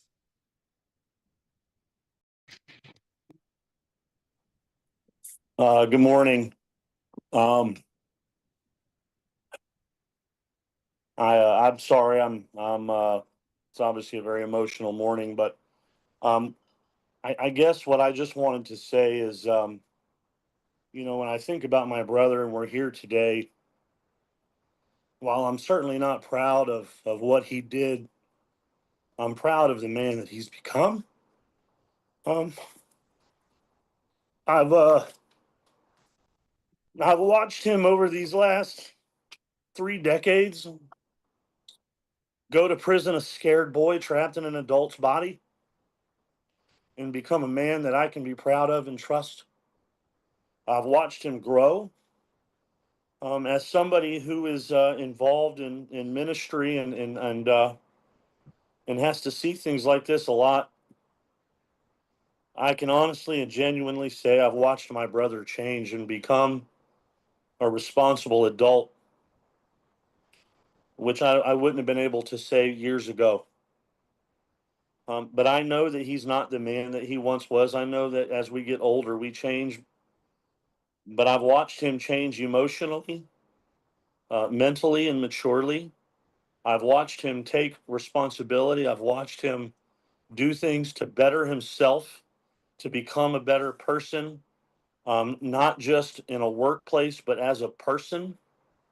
We've been able to have conversations over the years that have really struck me as amazing, as I've heard just his language and the way he speaks about things and deals with things as you would want a man to do. And so I guess I just come on this morning and ask that you would see that, that we would certainly not ignore the things that he did, but that we would see the man that he's become. I know that he certainly has my support and the full support of his family, that if he was to be able to come home, that we would care for him and support him and make sure that he would be able to do well. So I appreciate you even giving us the opportunity to, I guess, to speak this morning, and I thank you. Thank you. We appreciate hearing from you this morning. So now we'll go to, yes, Excuse me, Warden Olivo has come into the room. okay, well, we'll hear from Mr. Proctor's family there, and then we'll ask the warden for her comments. Thank you very much. So Mr. Tom Proctor, please, sir, could we hear from you? You can just stay there and talk. Yes, good morning. And thank you for giving me this time to speak. The sheer weight and importance of this testimony is rather daunting, but I want to be sure that I'm able to convey to you how important and what it would mean to me and our family to have him come home. I really don't have the words where I'm able to express the effect that this would have on our family. I think the best way or the easiest way for me to describe it would be to compare it to a parable in the Bible. And it's just simply to say that it would truly be our prodigal son moment. The amount of joy and thankfulness would be overwhelming, immeasurable. My name is Tom Proctor, and I'm Eric Proctor's father. I'm 75 years old, and this journey began when I was 45. In all that time, our love and our support for and of Eric has never diminished. The transformation that we have seen in him over the past 30 plus years is truly amazing. We've watched him go from a boy with no scruples to the man that he has become. The man that he has become has truly filled my heart. I am truly proud to say today, this is my son.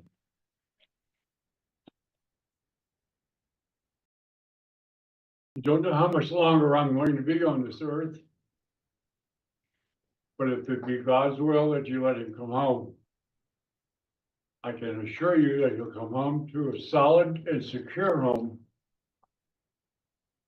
My wife and I have a room ready and waiting. Thank you. You, sir. Thank you for being there. And Ms. Vivian, could we hear from you, please? Yes. My name is Vivian Mejia. I am Eric's fiance. I've known him since he was 14 years old. He was my first love, my best friend. We dated for over 2 years until his mother shipped him to Louisiana to live with his dad. We technically never broke up, we just got separated. I never forgot him or ever stopped loving him. So after my marriage of 24 years ended, I decided to look for him. I never thought I would find him in prison serving a life sentence. He has ADHD and was on Ritalin from the age of 5 until he was 15 years old. He was a handful growing up. I tell you this not to excuse the treatment he got as a child, but to help emphasize how much he got punished as a child for his hyperactivity. His stepfather was an alcoholic and would beat him on a daily basis until he was 16 years old. And he said enough is enough and hit him back. That's when his mother shipped him to live with his dad. His dad put him to work at the tire shop he was working at. That's where he got into drinking and doing drugs, hanging out with older guys from work, just trying to fit in and make some friends in a strange place. He has been in prison since he was 21 years old. He grew up in prison. He got sober in prison, and he got his GED in prison. Prison saved his life and changed his life for the better. He didn't have much of a childhood or a normal adolescence, nor much of an adulthood, considering he has been in prison and locked up for the past 31 years. His mother abandoned him long before he came to prison. His dad might not have been the perfect father and made some mistakes, but he has been by his side and is still here by his side. Eric has a beautiful heart. He is smart. He graduated valedictorian from his class. He is also extremely talented, making things out of a piece of wood that would amaze you. He is not the same person he was when he came to prison. He has been wholly and effectively rehabilitated, making the most out of this situation while paying for his crime with sincere remorse and personal shame. He regrets every single action and has worked tirelessly to make amends that will never provide comfort.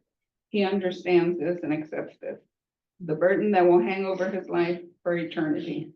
Childhood excuses are not justification for an action. He will be the first to admit that. He doesn't make excuses and doesn't let a day go by without thinking about how he could have changed the situation. Living a life of true remorse is punishment in and of itself.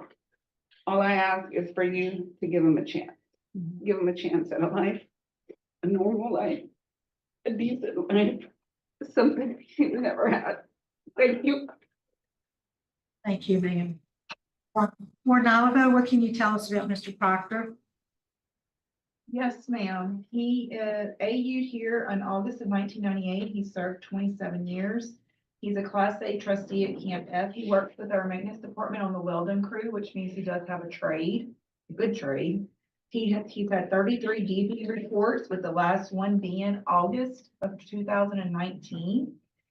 He's completed anger management, his GED, graphic communication, victim awareness, thinking for a change, substance abuse, 100 hours, and his Tiger score is low. He does have some letters from staff here in his record. Do y'all have those, or do you want me to read some of those? Have those, thank you. We do. Okay. All right, and that's what I got. Very much. Ms. Hogan, what would you like to say about your client? Excuse me. Thank you, Mr. Natsa. I would just like to say that Mr. Proctor's remorse and shame for his actions did not begin when he got to Angola. They didn't begin 5 years ago. They began immediately. He's always acknowledged what he did was wrong, what he participated in was wrong. Immediately after his arrest, he gave a full confession, and Eric was not the only person arrested for this crime. He had 3 co-defendants. He gave a full confession that the district attorney believed was true. And while Eric was not the actual person who killed Miss Martinez, Eric has never denied participating in it. He has never at all denied his role in it. He believes he could have stopped it. He should have stopped it. He knows that. And I think what separates this case from many others this board might see is just the fact that Eric pled guilty to this offense. He didn't plead guilty to avoid the death penalty. He pled guilty because he was guilty. He pled guilty and accepted a life sentence in 1998. Of the four people arrested for this crime, 2 of them never served significant time, and 1 of them was sentenced to 40 years and was released after serving half of that. So of the 4 people arrested that participated in this crime, Eric remains the only person who is still incarcerated. And as this board's already heard from other people, for the last 31 years, Eric has been a man of change, rehabilitation. He has found his purpose. Long before he had any hope of release, he was earning his GED. He was participating in AA groups. His jobs also are really a testament to the type of trust and the rehabilitation that he has demonstrated. He is on the maintenance crew and special projects, which means he goes all over the state. He's gone to the governor's mansion. He's gone to parish prisons to fix doors. He's gone to AMEET. He's gone to St. Francisville. He was on a 24-hour stick-out crew during the COVID-19 pandemic. Again, that is not something that a non-trustworthy person would be tasked to do. Before that, he worked for the range crew. He was instrumental in training horses at the equine lot with Marshall Kane, and did, without even having any knowledge of horses, he applied himself and he excelled. If he is granted an opportunity for release, he would not remain in Louisiana. His family is in Florida. He would he would participate in the parole project, but then go to Florida immediately. He would not be in Louisiana. And for all of these reasons and anything else that becomes apparent to the board, we would ask this board to commute his sentence to a term of years. Thank you. Ms. Hogan. Now we'll hear from Ms. Angela Martinez's family. First, could we hear from Ms. Patricia Dion?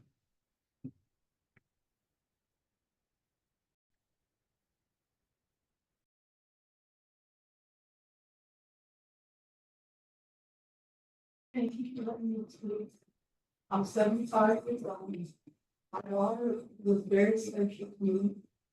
I made promises to her when she was born that I would be there for her. I was always. And I didn't, and I couldn't do that. And I have this hurt in my heart that has never gone away in all the night that she's been gone. We were talking about her going back to school, go back to college. And she always made good grades. She was a good person. She was a loving person. She had a son that never got to know his mother. And she never really got to know him because her life was taken. She was taken at a moment and just snatched away from my whole family. She had a brother that loved her. They were close, that loved her dearly. Our family was close together, and it's just very hurtful that somebody should just snatch her life with no reason. There just was no reason for them to do this. And it's just, to me, it's very hurtful, and I'm sorry if you feel. Thank you. Miss Moon.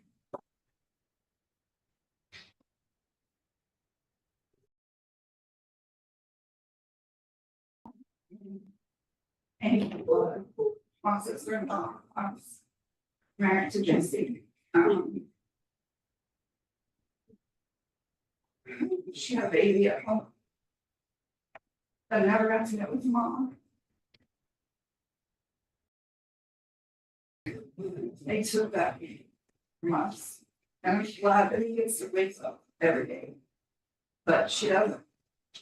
We go to sleep every night without her. Because he took it. They all took it. It changed the trajectory of our lives forever. And I don't think that he should ever be there. None of them should ever be there. That is not fair. And so I ask that you please don't say yes. He keeps them locked up. the least that can be done. Thank you. Thank you. Right, Mr. Proctor, your case has been assigned to Mr. Tillis this morning. Would you answer any questions he has, please? Yes, please. Good morning, Mr. Proctor. How are you? Okay, I've read your case, read it several times. The rehabilitation is outstanding. And I wanted to ask the question, what were you guys doing, drugs at the time? yes, sir. What kind of drugs were you using? Cocaine and marijuana were the drugs of choice. See. I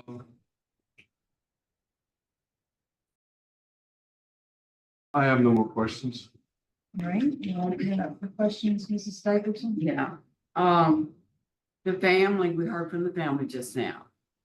And, this wasn't a normal crime, that somebody, gets hit by a car, or, gets shot or something like that. It was a brutal, heinous crime. The lady, their sister, their daughter, she was raped. She was beaten brutally. I'm not going to go into details of how she was raped because that was brutal in itself. She was strangled with an electrical cord. She was dumped in the woods and then her head was beaten in by an aluminum bat. So this crime took a while for poor people to accomplish. And that's what makes it so brutal and heinous. And they were talking about the baby. The baby she left behind was only 18 months old.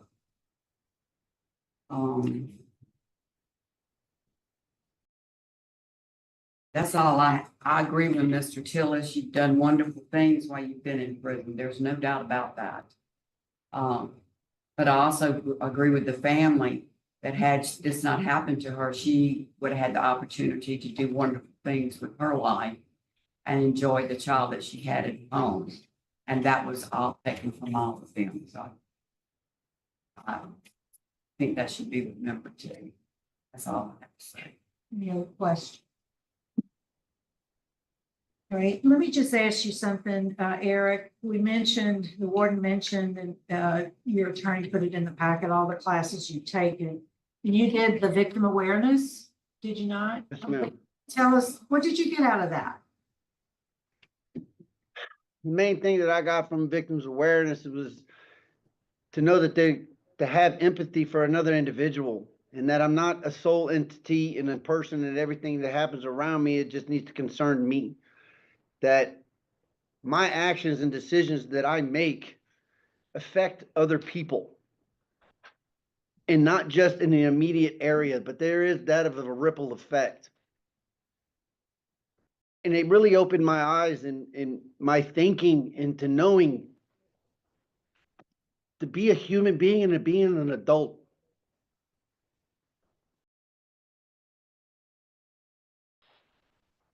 Did you also take the victim accountability letter training class?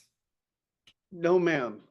When I took the victims awareness class, that was before they started instituting that.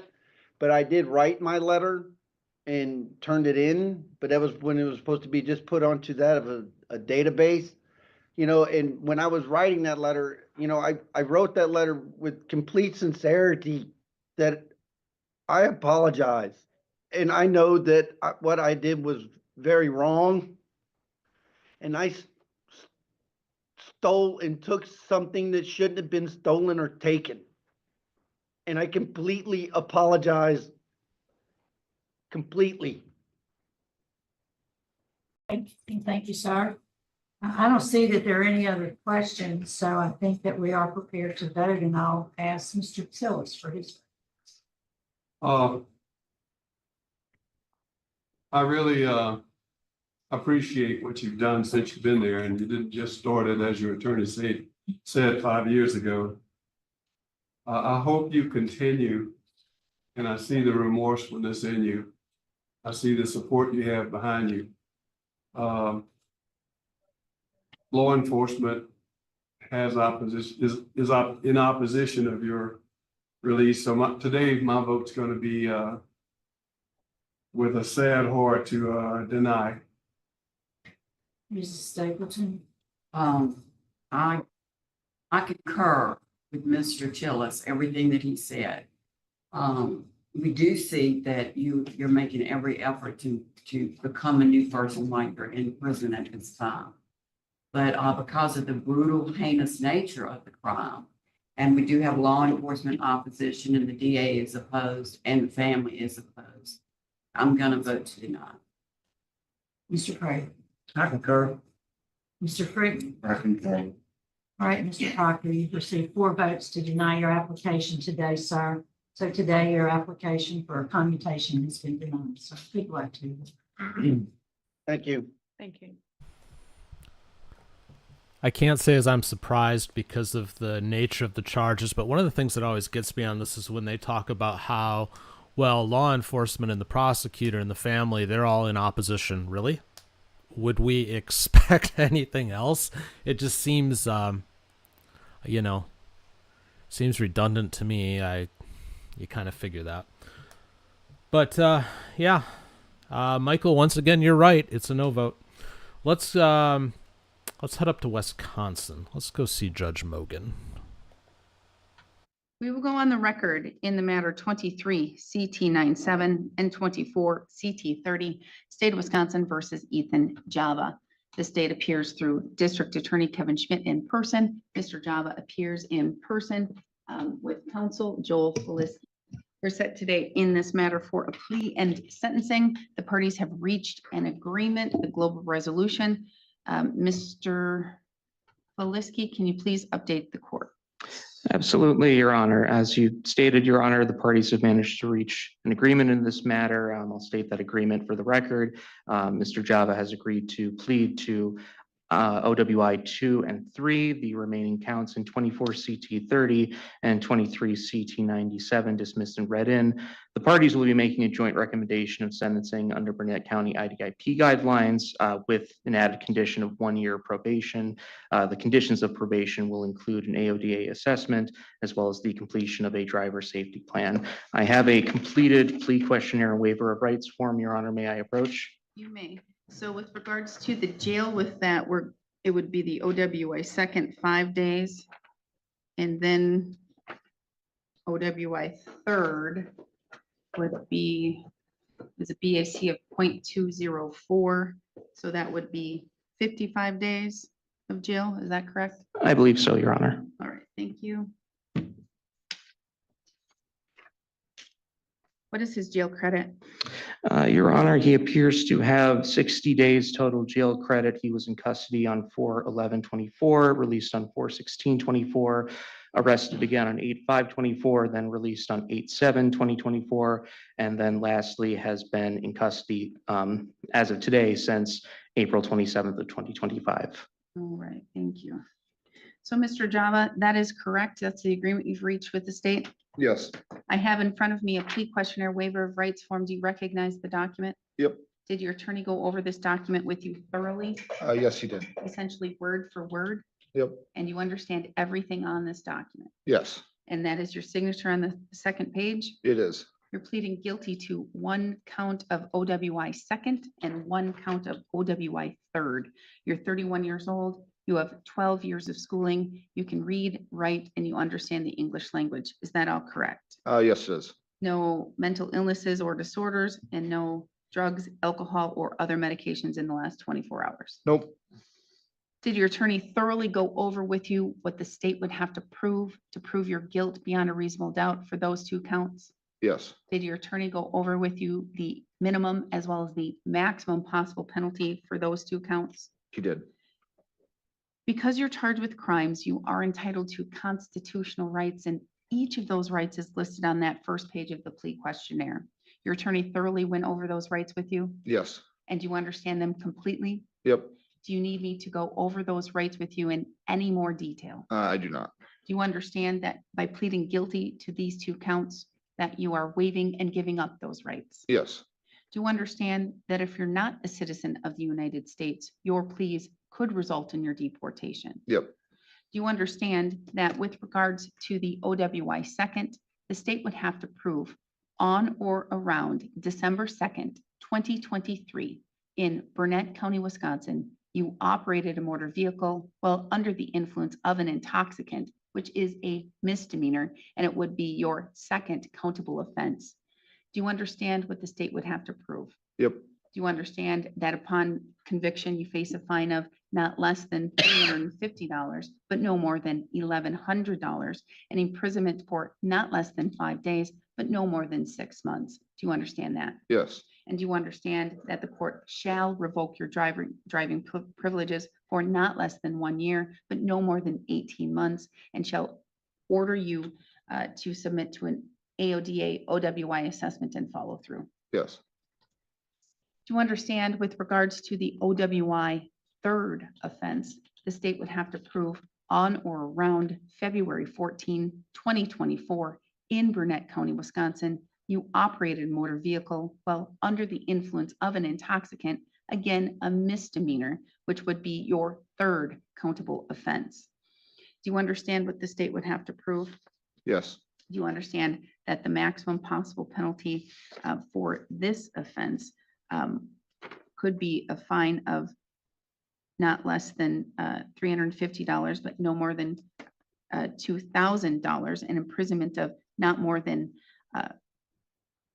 not less than 45 days, but no more than 1 year in prison? Do you understand that? Yes. And do you understand that with regards, and I would also have to order those same restrictions with your driver's license, revocation, ignition interlock device, and OWI assessment and follow through? Yep. Do you understand that there is an agreement here for the court to follow the IDIP guidelines, which are the mandatory minimums with regards to these offenses? Do you understand I'm not bound to follow that? You understand that? Yes, I understand. And said differently, I could sentence you to the maximum possible penalty for both of these crimes, and I could have them be either a concurrent or a consecutive sentence. Do you understand that? Yes, I understand. Do you still wish to proceed and enter guilty pleas? Yes, I do. Did you go over the criminal complaints with your attorney, those initial charging documents that basically say what happened and why you were charged with the crimes? Yes, For the most part, are those facts accurate? they are. Are you admitting here today that you did in fact on December 2nd, 2023, operate a motor vehicle while under the influence of an intoxicant? Yes. And are you admitting to the court here today that on February 14th, 2024, that you in fact did operate a motor vehicle while under the influence of an intoxicant? Yes. And you are pleading guilty because you're guilty of both of these offenses? Mhm. Is that yes? Yes. All right. Now, has anyone made any threats or any promises to you for you to plead guilty to these two charges? No. You're doing so freely and intelligently, telling the court you fully understand what you're doing today Yes. and voluntarily? Yes. Has your attorney represented you competently? Yes. Has he answered all of your questions? Yes. Has he looked at both of these matters thoroughly? Yes. Has he looked to see if you have any defenses or a lack of defenses in this case? I believe so. And he looked at the discovery and the evidence and he discussed that with you? Yep. And you shared all of the information that you know to exist about these cases? Yes. Are you satisfied with his services? Yep. Do you have any questions for the court or for your attorney before I proceed? I do not. As to 23 CT97, OWI second, how do you wish to plead? I plead guilty. As to 24 CT30, OWI third, how do you wish to plead? I plead guilty. The court will find your plea of guilt is done knowingly, intelligently, and voluntarily. I will find that you understand your constitutional rights and what it means to waive and give up those rights. I will find a factual basis to accept your pleas of guilt. Based on that, I will find you guilty of an OWI second charge and an OWI third charge. Count 2 in 23 CT97. as well as count 2 and 24 CT 30 will be dismissed and merged in with the count 1s. A judgment of conviction will be entered today. Formal motion to amend 24 CT 30 to an OWI 3rd. So made. So made. Granted. Argument and sentencing recommendation, Mr. Schmidt. Yeah, thank you, Judge. Mr. Java has no prior criminal convictions. His OWI that formed the basis for these being a 2 and a 3, that occurred in 2016. These 2 OWIs occurred in December of 23 and February of 24, making them very close together temporarily in terms of time. He cannot complete the IDIP program right now because he's in jail and he can't post bond. So we're doing the IDIP guidelines because we're doing the probation, and probation's not typical in 2 and 3. That should get us the AODA that we normally get through IDIP. That's why the state's arguing he should get that benefit there. He's also upfront sat the jail of this with the time he spent in custody as a result of his missed court. He's also suffered the consequence of forfeiting a significant amount of cash from his missed court appearances and defaulted on over $1,500 worth of traffic tickets already. So I think Mr. Java's already suffered a pretty significant punishment now. Studies show us celerity of punishment to the time of the offense increases the effect of the punishment. So the fact that it's being front loaded is positive for terms of rehabilitation and punishment of the offender. So for those reasons, we'd ask the court to follow the agreement. Thank you. All right, thank you, Mr. Felisky. Thank you. Thank you, Your Honor. I concur with the statements made by the state. I would add that since the beginning, I've been representing Mr. Java. He has wanted to resolve this matter. He's taking accountability. He understands what he did wasn't acceptable and that he needs to change his behavior and not commit these types of acts again. He has already, even before I represented him, reached out to his brother in River Falls. He's set up a place for him to land at, to stay while he gets his life together after he gets out of custody. One of the very first things he's going to be doing after he gets out of custody, besides getting in contact with probation, is looking for work. Part of why he's going to River Falls is because that's a larger town, so he will have better access to public transportation, the ability to get around so that he can get back to work and can get his life back together. He's taking accountability for his actions here today. He's willing and ready to move forward. I think this agreement protects the community. I think it's appropriate given the nature of the offenses here. And I believe that Mr. Java going on probation will address his rehabilitative needs, excuse me. For those reasons, I would ask the court to follow the agreement. Thank you. Thank you. Mr. Java, do you care to make a statement here today? You don't have to, but it's your only opportunity to let me know anything you want me to know about these 2 cases, the underlying facts, what's going on, anything that you think would be helpful. I guess at the time that happened, I was kind of going through a lot, and I don't want to use it as an excuse, but I had lost a friend at the time and it hurt and I didn't handle it very well. So Lost a friend as in they passed away? Yep. I'm very sorry. Yep, they got in a motorcycle accident and it really hit home. And then that's kind of why I spun out of control there.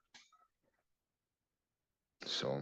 Well, I appreciate that, Mr. Java, because I was going to say it does appear that something was going on around that time. Granted, you've had an OWI before, but it was ways before these 2. And to get one right after another, something has to. Yeah, I wasn't doing very good. I've moved past that. I mean, obviously I'm still sad that my friend's gone and whatnot, but everything is kind of straightening out and trying to move forward. All right, I do appreciate that.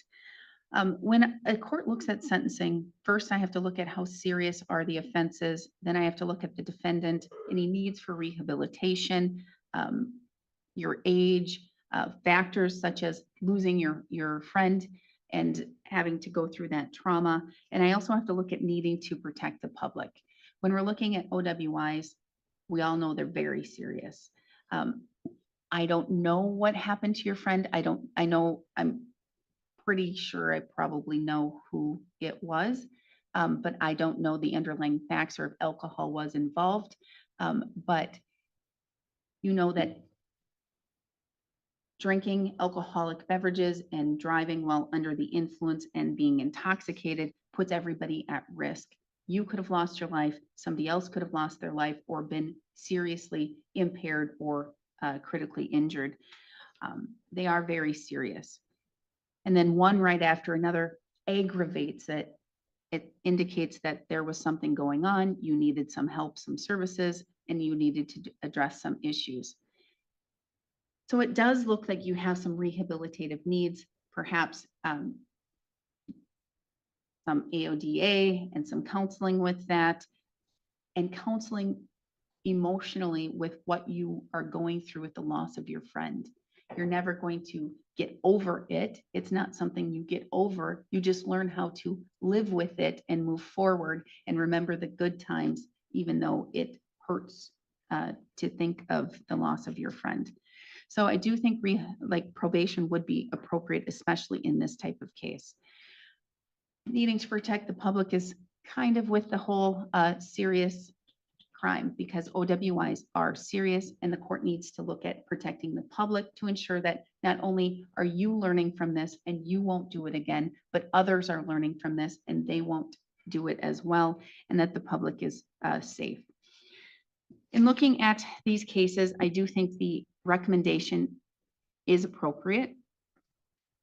It meets the needs of both the state as well as your needs and the community. With regards to 23 CT97, the court is going to order 5 days of jail, $976 in fines and fees, plus a $10 blood draw fee, 1 year of ignition interlock device, as well as 1 year of revocation of your driver's license. With regards to 24 CT30, the OWI third, the court is going to order $3,175 in fines and fees, plus again, a $10 blood draw fee, 55 days of jail, 24 months of ignition interlock device, as well as revocation of your driver's license, and they will be consecutive to each other. The court is also going to order 1 year of probation with the 24 CT case. And I am going to put certain conditions on that: an AODA assessment, OWI assessment, and follow through, driver safety plan. I am going to order that part of your condition will also include getting your driver's license, even if it's an occupational license, within that year time. Testing upon reasonable notice, arrest, or agent's discretion, gainful employment, and or additional schooling to work towards something like, even if you're going to do like a certificate class or something to improve yourself in finding a job, that is also what the court will order. Absolute sobriety, no use or possession of any illegal drugs, substances, or paraphernalia, no alcohol, no bars, taverns, liquor stores, establishments that have the primary purpose for the sale or the service of alcohol, and no casinos. The court is ordering your DNA. You must provide that to the jail before you can be released. You have the right to request it be expunged through a written letter to the Department of Justice, not to this court, but to the Department of Justice. You have 5 days of credit for your 23 case, and 55 days of, would it be 55 days of credit for your 24 case? If you fail to pay your fines and fees, not only will the court enter a civil judgment against you, because you're always going to owe it, but you could sit up to an additional 6 months in jail, and the court will issue a warrant if you fail to make your monthly payment. What I'm going to do is order $200 a month to be paid towards your fines and fees. We will collect it here in Burnett County, not probation. You will send your payments directly to the clerk's office so that we can monitor that. I believe that covers everything. Mr. Schmidt, what am I missing? Nothing from me.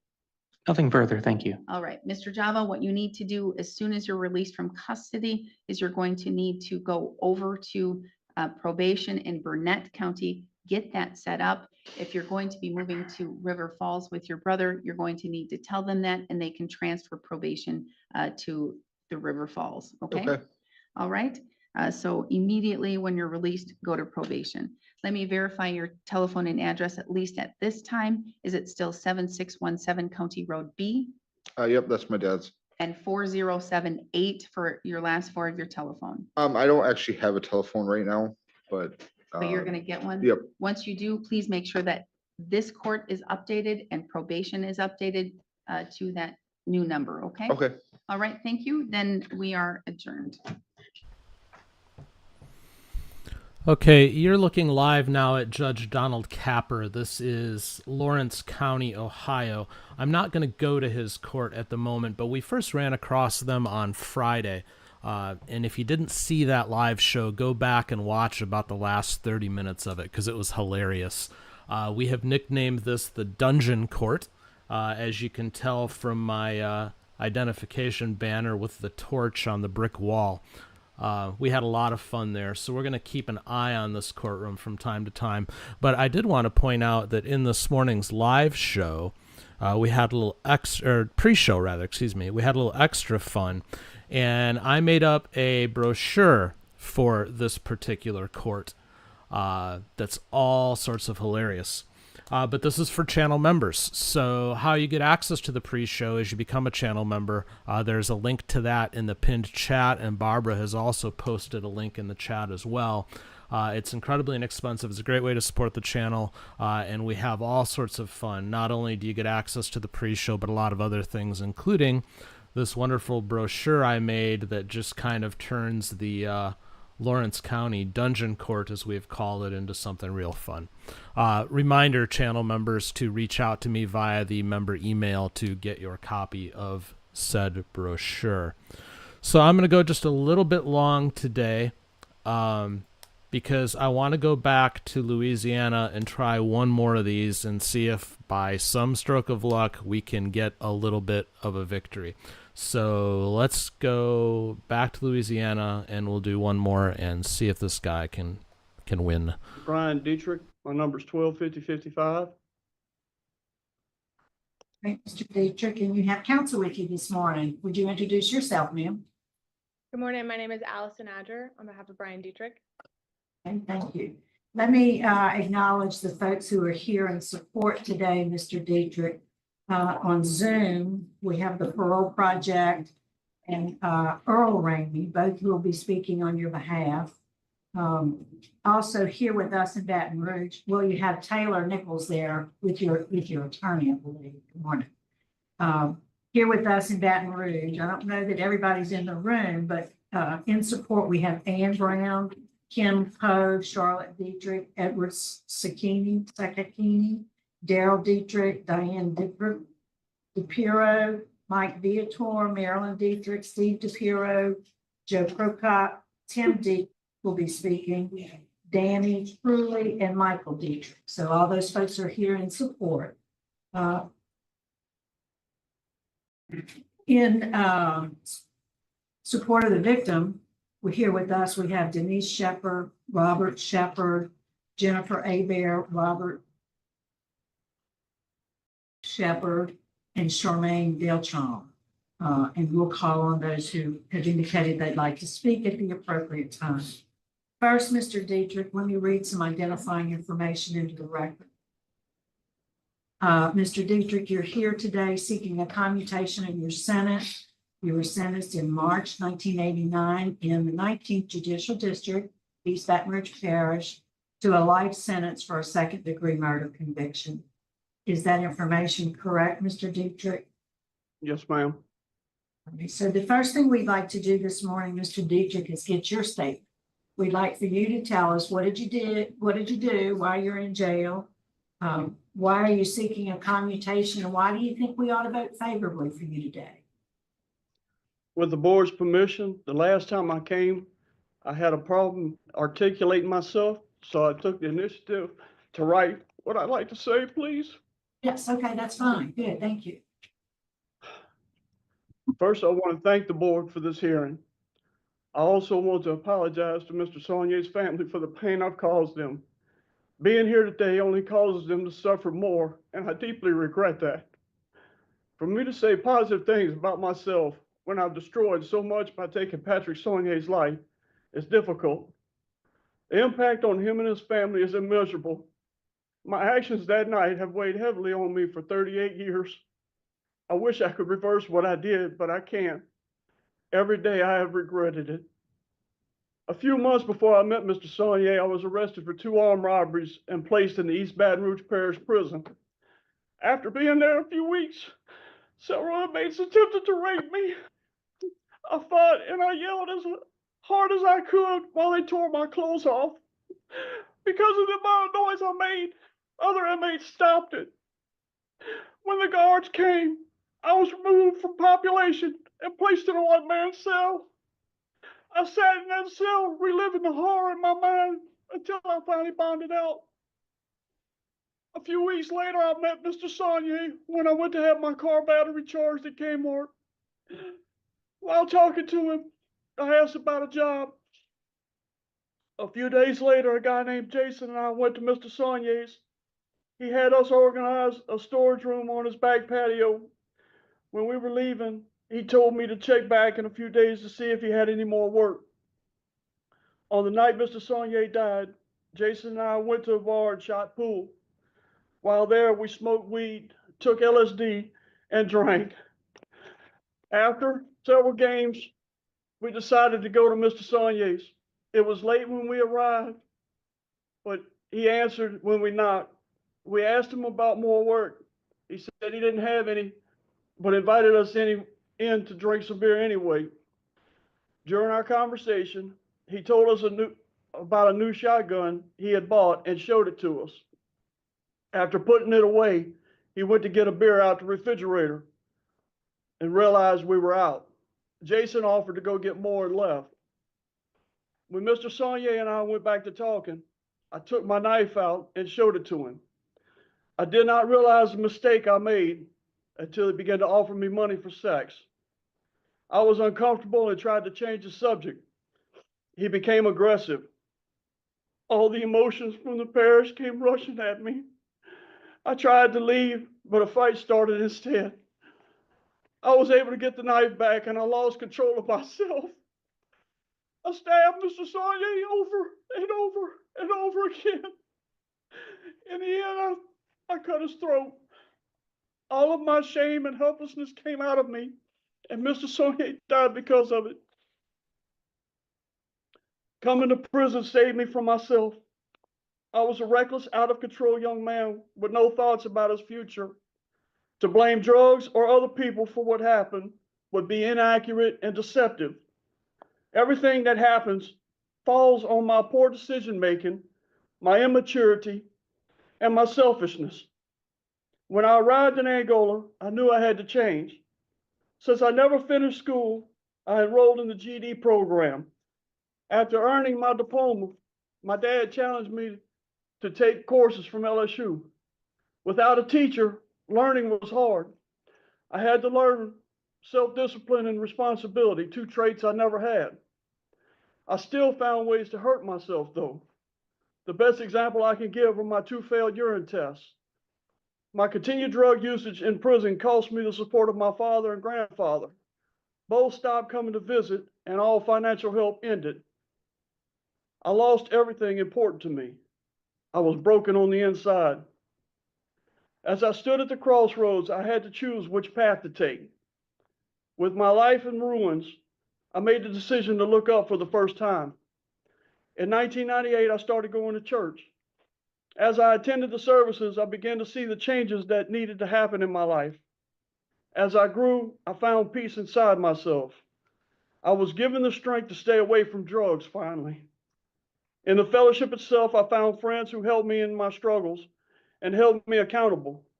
I was pushed to excel and told what I needed to hear when I messed up. I finally began to understand what was expected of me in life. In 2002, I was given a trustee status. I worked a variety of jobs and learned many job skills. I've been sent to work on special projects outside of Angola, like building chapels at Winfield, LCIW, and Fo Shui. The greatest blessing I've had as a trustee was speaking at a church in Moss Bluff twice.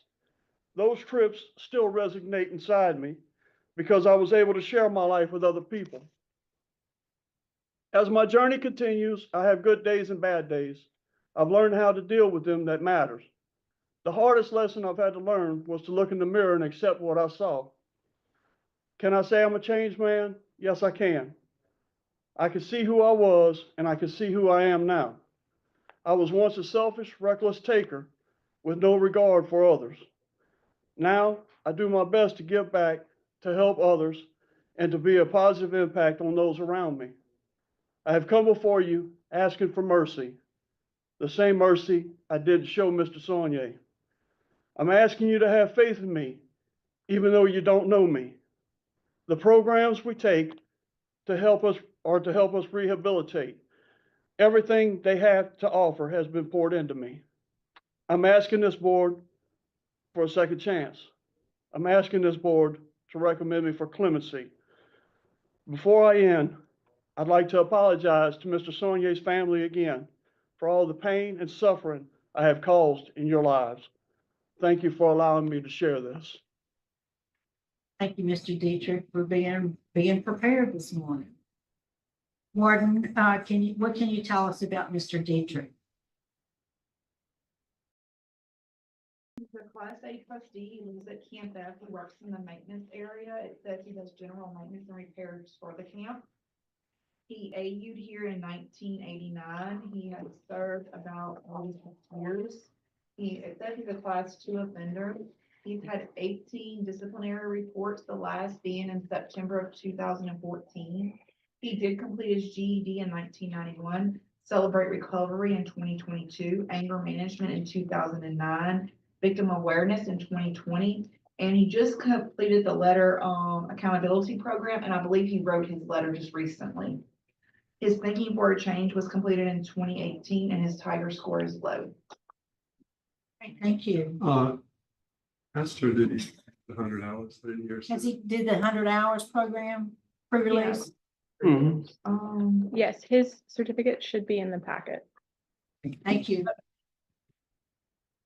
So we'll hear from those who want to speak in support first. The parole project, Mr. Blake. Good morning to this honorable board. Channing Blake with Louisiana Parole Project, appearing on behalf of Mr. Brian Dietrich. To echo the sentiments of the warden, he is a resident of Camp F. He's a Class A trustee. He works in maintenance. And like he said, he's been transferred to multiple facilities to do special projects because of his significant level of programming, including participating in NAAA. He served as a legal aid, participates regularly in Bible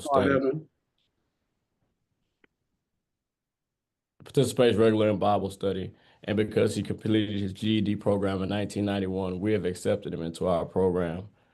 Should the board give him a favorable recommendation, we will provide transitional housing, employment assistance, mental health and substance abuse evaluations, and social norms. He will also be given a reentry specialist that will guide him through his reentry process.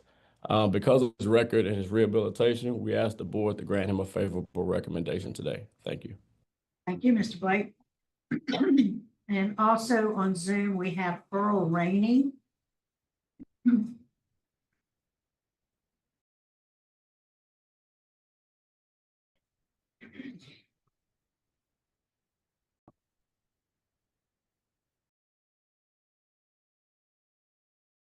Okay.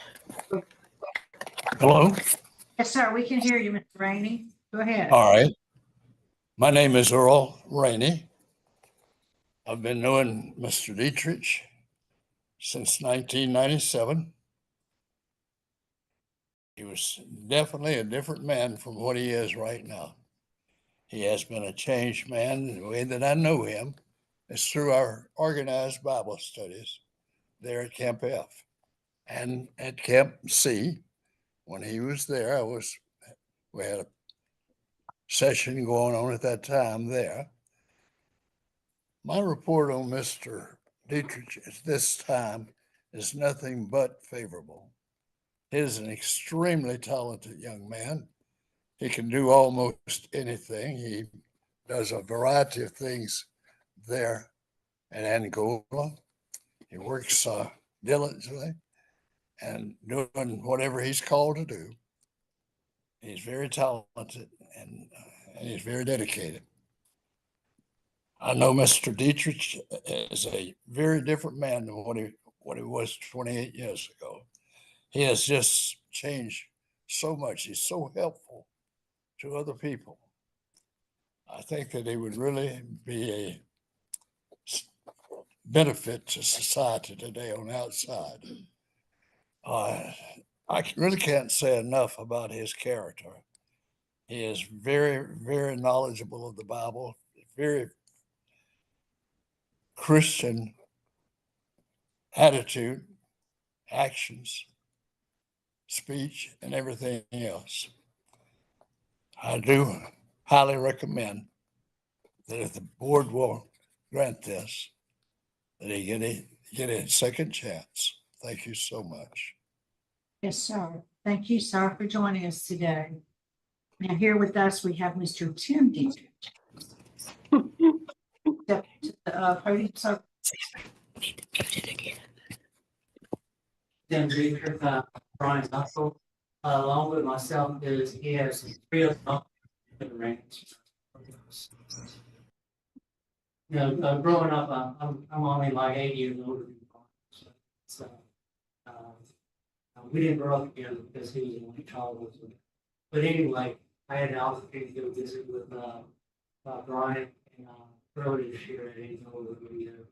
And I've been very pleased with talking with him, see what he has done since he's been there to help himself and help other inmates. I had several other inmates, security officers there, being complimentary. Got to bring him Sid from Alan, which is his own spot. So, Brian gave us a feedback of what he's been able to do since he's been in Angola to improve himself and help himself. And we, all my brothers and sisters and siblings are anxious and would like to see Brian out, and we will help him. He's thank you. Thank you all for being here and showing strong support. Now we'll hear from the victim's family. I believe Ms. Charmaine Deltron wants to speak on Zoom.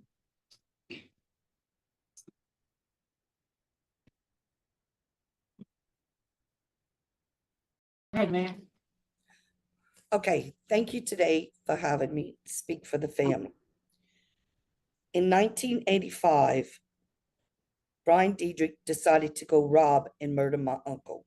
He stabbed him 16 times, 9 in the back, the coward he is, 3 in the chest, 4 in the throat, and essentially decapitated him. No reason but to rob him. He makes excuses for everything. It was, first off, he said he was raped in jail. He wouldn't have been in jail if he wouldn't have did what he did. He received life without parole. The prosecutor had asked us, the family, if we wanted the death penalty. We said no, because it shouldn't have been our choice to choose his life. But he sure did choose my uncle's. He received life. My uncle received the death penalty. We received the death penalty because we no longer have our uncle with us. I promised my mother before she passed away, which was my uncle's twin sister, that I would fight for the family and I would fight to keep him behind bars. He called my mother from Angola on her birthday to wish her happy birthday. What sick person does that after murdering her twin brother? What he did to my uncle is not human. It's an animal. So please keep him caged. My uncle has missed out on his daughter, his 3 grandchildren, his 2 great-grandchildren, and us family members. That was all taken from us from his choice. He chose that. He has a pattern. It's a circle. He tries to get what he wants, and he does anything he has to, rob, murder, whatever he has to do to get what he wants. He constantly he gets in trouble 5 years ago, when he came up for parole, he got into trouble. So it's a constant thing. And I don't think it's fair. And I'm begging y'all, please don't release him, because he will do it again. I can promise you that. And thank you for your time. Thank you, ma'am. We appreciate hearing from you on behalf of the family. Mr. Dietrich, your case this morning has been assigned to Mr. Tillis. Oh, I'm sorry. Yeah, Ms. Adler, we'd like to hear from you before we start our interview. Thank you, Mr. Tillis. Thank you. Good morning. My name is Allison Adger, and I'm honored to represent and speak on behalf of Brian Dietrich today. You've heard Brian recount the events that led him to sit before you today, the details of the crime for which he's been convicted, and I hope that you felt the weight of his remorse in his remarks. I hope also that you were able to understand the helplessness and fear that 19-year-old Brian felt in those moments just before he lost control and took Mr. Sonia's life. Terror and fear that he admits was heightened by drugs and alcohol. Brian takes full responsibility and does not come before you with excuses for his actions. He acknowledges the violent nature of them, but he hopes that the context he provided would be taken into consideration as you make your decision today. Even still, the result of Brian's action was a life lost and a family devastated. For more than 3 decades, Brian has regretted his actions 38 years ago, and he has tried to make up for the pain that he caused by seeking rehabilitation and growing into a man who is worthy of a second chance. Brian expressed that it is difficult to say kind things about himself in light of his crime, so I hope to do that for him today. I'd like to share with you now a few reasons this board should vote today to grant him a second chance and why he would honor that chance if released. As Brian told you, when he first arrived at Angola, he was still abusing drugs. He did not have a direction for his life. He knew that he needed to find one, and his first step towards bettering himself was to obtain his GED and then to take college courses through LSU. But during his first decade of incarceration, Brian failed a first, then second drug test, which became the catalyst for his true change. He hit rock bottom, lost visitation and the support of his family, and as he said, he found himself at a crossroads. Brian turned to God and began to pursue sobriety. Brian has now been sober for over 2.5 decades. He's completed Living in Balance, AA 12 steps, and Celebrate Recovery. Brian knows that he will always be an addict, but he has pursued coursework and relationships that will help him to remain sober if released. Additionally, as part of his transition plan, we've located AA meetings in the area where Brian intends to reside, and he plans to attend those. In addition to his substance abuse programming, Brian has completed Thinking for a Change, 100 hours of pre-release, character counts, and Cage or Rage. Brian has taken both victim awareness, and you'll see, and as mentioned by the warden, as of last week, he's also completed the victim accountability letter portion of that course. Through victim awareness, Brian was able to see from a broader perspective how much damage his decision caused the Sonia family, not just in that moment, but the future as well. Victim awareness also showed Brian how his crime affected not just Mr. Sonia's family, but his family and community as well. Most importantly, Brian's relationship with Christ has supported his recovery and rehabilitation. You will see that Brian has amassed nearly 30 religious certificates. Through these Bible studies and participation in ministries, Brian has come to know multiple men who have acted as spiritual advisors to him. You heard from one of them, from Mr. Rainey earlier. These relationships and Brian's relationship with Christ have developed his faith and allowed him to move from the shame of his crime into repentance and devotion. Brian has not just been a recipient of spiritual counseling, but has taken opportunities to serve in ministry as well. Brian has served as an assistant pastor at Camp C for several years while he was housed there. He was also invited to speak at First Baptist Church in Moss Bluff on more than one occasion. You heard him mention this. Twice, he traveled with unarmed guards wearing plain clothes and spoke to the congregation there. This experience demonstrates not only the power of Brian's faith and his speaking abilities, but also the level of trust placed in Brian by the wardens and guards in Angola. Brian has committed himself to community service even beyond ministry work while he's been incarcerated here. For years, Brian participated at the main prison in tours that came through Angola. He estimates that he spoke to over 50 groups, and as you saw in his impact letters, students from St. Paul's School wrote kindly of him. They wrote of the ways that he changed their perspective on incarcerated individuals, and that they would remember his words to them for the rest of their lives. Brian served the men at Angola as a school teacher for several years, helping them to learn material necessary to earn their GEDs and to set themselves up for success after release. He's facilitated events for the men at Camp D through Social Orientation Club, and for years he provided a fish lunch for hospice volunteers and patients. Brian is an exceptionally gifted craftsman, and he's volunteered his time and skills to remodel multiple homes on the B-line here at Angola. He's removed porches, moved walls, custom built new cabinets for homes. And he's also donated his carpentry works to the United Way and local baseball teams in West Feliciana. His carpentry skills and the trust placed in him by the security here at the facility have allowed him to be sent outside of Angola for special projects. You heard him mention LCIW, Winfield, and Foch Wade. He's worked in the maintenance department for years as a trusted worker in refrigeration, sheet metal, AC units, and just last night he was called out at 11 p.m. to help with a plumbing issue at Camp F. His supervisors say that he is dependable and a self-starter. If released, Brian plans to continue to give back to others in his community through ministry and other acts of service like the ones just mentioned. Brian's reentry plan includes transitioning through parole project. He then plans to live with Catherine Pickerel, the daughter of Earl Rainey, who you just heard speak, in Denham Springs. Through Brian's relationship with Earl and Kathy's own ministry to the men at Angola, she's become like a sister to Brian. Kathy is committed to helping Brian transition back into society and supporting him in any way needed. While Brian's immediate family is no longer here, members of his extended family are at headquarters in support of him, and you heard one of them speak as well. Brian has also developed rich and deep relationships with many men who have come to Angola through their ministries.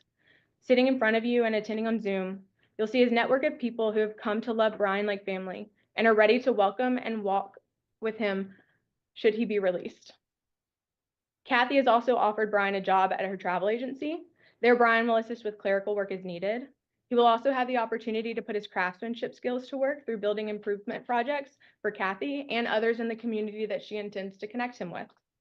Brian is an incredibly accomplished carpenter who sold cabinet, hutches, tables, and more at the rodeo for years. He hopes to continue building and selling his woodworking on the side. Brian knows that he will never be able to make up for the pain and loss of his actions 38 years ago. But through his relationship with Christ, he knows that redemption is possible, and he intends to spend the rest of his life seeking that redemption. Brian hopes to use his story to bring others into relationship with Christ and to turn them away from causing the same harm that he's caused. The Brian Dietrich before you has been reborn and renewed. He told you that he was immature, selfish, and a poor decision maker when he first arrived here. But he stands before you now, a devout, hardworking leader in his community. Brian has become a productive and obedient inmate at Angola. He's been a Class A trustee for over 20 years and has been trusted throughout Angola and other facilities. Brian has had just 18 write-ups in his 36 years of incarceration. Only one of those in the last 25 years, and the last one over 10 years ago. Brian is not a disciplinary problem. Brian's age puts him past the known age of criminality. His age, his conduct, and the trust placed in him by the wardens and staff here evidence that he is not a risk to society or a risk to reoffend. Members of the board, because Ryan has relentlessly pursued opportunities to rehabilitate himself through programming, his education, his sobriety, and his faith, we ask that you find that Brian Dietrich's transformation these past 36 years demonstrates his remorse, growth, and redemption, and that they show that he is ready and able to be a contributing and successful member of society. We humbly ask that you recommend Brian Dietrich for clemency today. Thank you. Yeah, that was a lot of information. Now, Mr. Tillis. Okay, good morning, Mr. Dietrich. How are you? Good morning, Mr. Tillis. I'm fine. How are you? Good, good. Your last write-up was when? 2014. 2014. You said you had some good days when you were speaking earlier. Good days Yes, and sir. bad. What happened with the bad days? What happened? What was going on? Bad days are like whenever I'm at work and like I'm working on a particular project and guys will walk up to me, 3 and 4 of them at a time, and they'll ask me, Brian, would you come work on this? Would you come work on that? And you just begin to get overwhelmed to a degree. And I just have to take a time out and say, look, whenever I get there, I'll get there. I'm gonna take care of you. And your last time using drugs, 1998. that was when you were incarcerated, you failed the 2 tests? Yes, sir. Okay, I have no more questions. Okay, how old were you when this happened? I was 19. Okay, and, how did you know the victim's mother? How did I know the victim's mother? I didn't know. Okay, well, they said that you tried to call her on her birthday? That was the victim's sister. I didn't know that it was her birthday, but I had gotten through the police reports, I had gotten a phone number for her, and I was trying to apologize for what I did, even though I hadn't gone to trial yet. But I don't remember wishing her a happy birthday. Okay, so that was quite some time ago then. That this That was while I was in the parish prison, yes, sir, before I went to trial. Okay, and you were on probation when this happened? I was inside the jail awaiting trial. Okay, so you hadn't been put on probation, you wasn't on probation? Well, I was on probation for the 2 counts of armed robbery. Right, Yes, sir. and how long were you on probation? If I recall correctly, it was 4 years and they ran the probation while I was incarcerated. And, what kind of weapon you had in armed robbery? A sawed-off shotgun. All right, thank you, I have no further questions. Yeah, I was just gonna, ask exactly what Mr. Freeman asked about the phone call, because you know that that's forbidden, any kind of contact with victims, right? At the time, I didn't, ma'am. The guards, she called the sheriff's department, and the guards came and told me that it was illegal for me to do that, and if I did it again, they would put charges on me, and I've never reached out after that. Okay, that's what I wanted to make sure that that was tended to. Yes, No, ma'am. well, let's just put this on. If you do it again, the victims should call the warden immediately and let them know that they've received a phone call from you. Because the warden will take care of it right instantly. Yes, ma'am. So that's how to handle it if it should happen again. I do want to say, I had read in one of the letters that the victim's daughter had to do the crime scene cleanup. I know that back then, crime victims reparations didn't have, well, in fact, I don't even know if it existed back then. And so a lot of people, they had that, that attitude to tragedy, that they had to go into the crime scene and clean it up. From what I understand, that happened here. And, that's something else that, but I do have to compliment you on your letter. That's probably the most excellent accountability letter I've ever heard. Covered the victims, you covered the crime. You did, I mean, I'm reading the report and you did that. And so that's very good that you were able to do that. And you called out your victim's name, and acknowledged everything about that. You do have law enforcement opposition with the DA. They support the family's opposition. So you need to know that. And you do know that your crime was very brutal and heinous. And then just before that, you had the armed robbery. So you were on a spree. Yes, ma'am. Bad things. But you sure have done a lot of good too with your life since you've been in jail. And I compliment you on that. So, thank you very much for your honesty, okay? Yes, ma'am. Any other questions? All right, I don't see any other questions. Mr. Dietrich, I think we're prepared to vote. Tell us. My vote today is to grant commutation of sentence to 99 years. Mrs. Stapleton, I will concur with Mr. Tillis on that. Commutation of 99. Mr. Frazier? My vote to deny victim opposition and brutality of the murder. Mr. Freeman?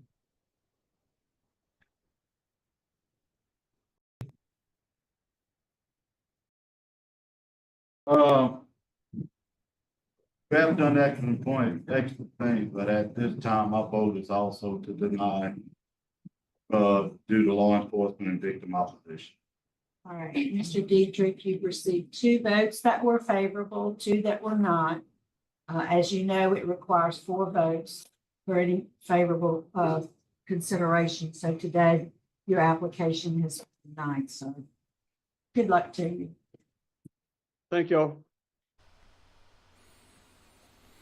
So, Lindsay, you just put in the chat, it doesn't have to be unanimous. As they said at the very end there, you needed 4 out of 5 votes. He got 2, which is closer than I thought it would be. I go to this place because I never fully understand what they're going to do. Sometimes it makes sense, sometimes it doesn't. I don't know. It's an odd place. So yeah, I hope you all had fun today. I know I did.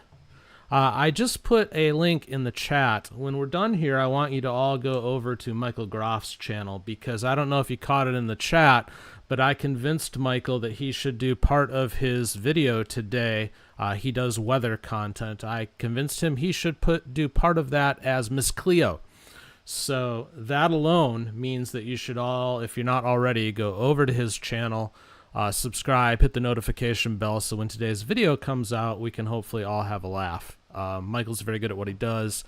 He's a channel member, friend of the show, and I'd like it if you all go support him. I'd appreciate that.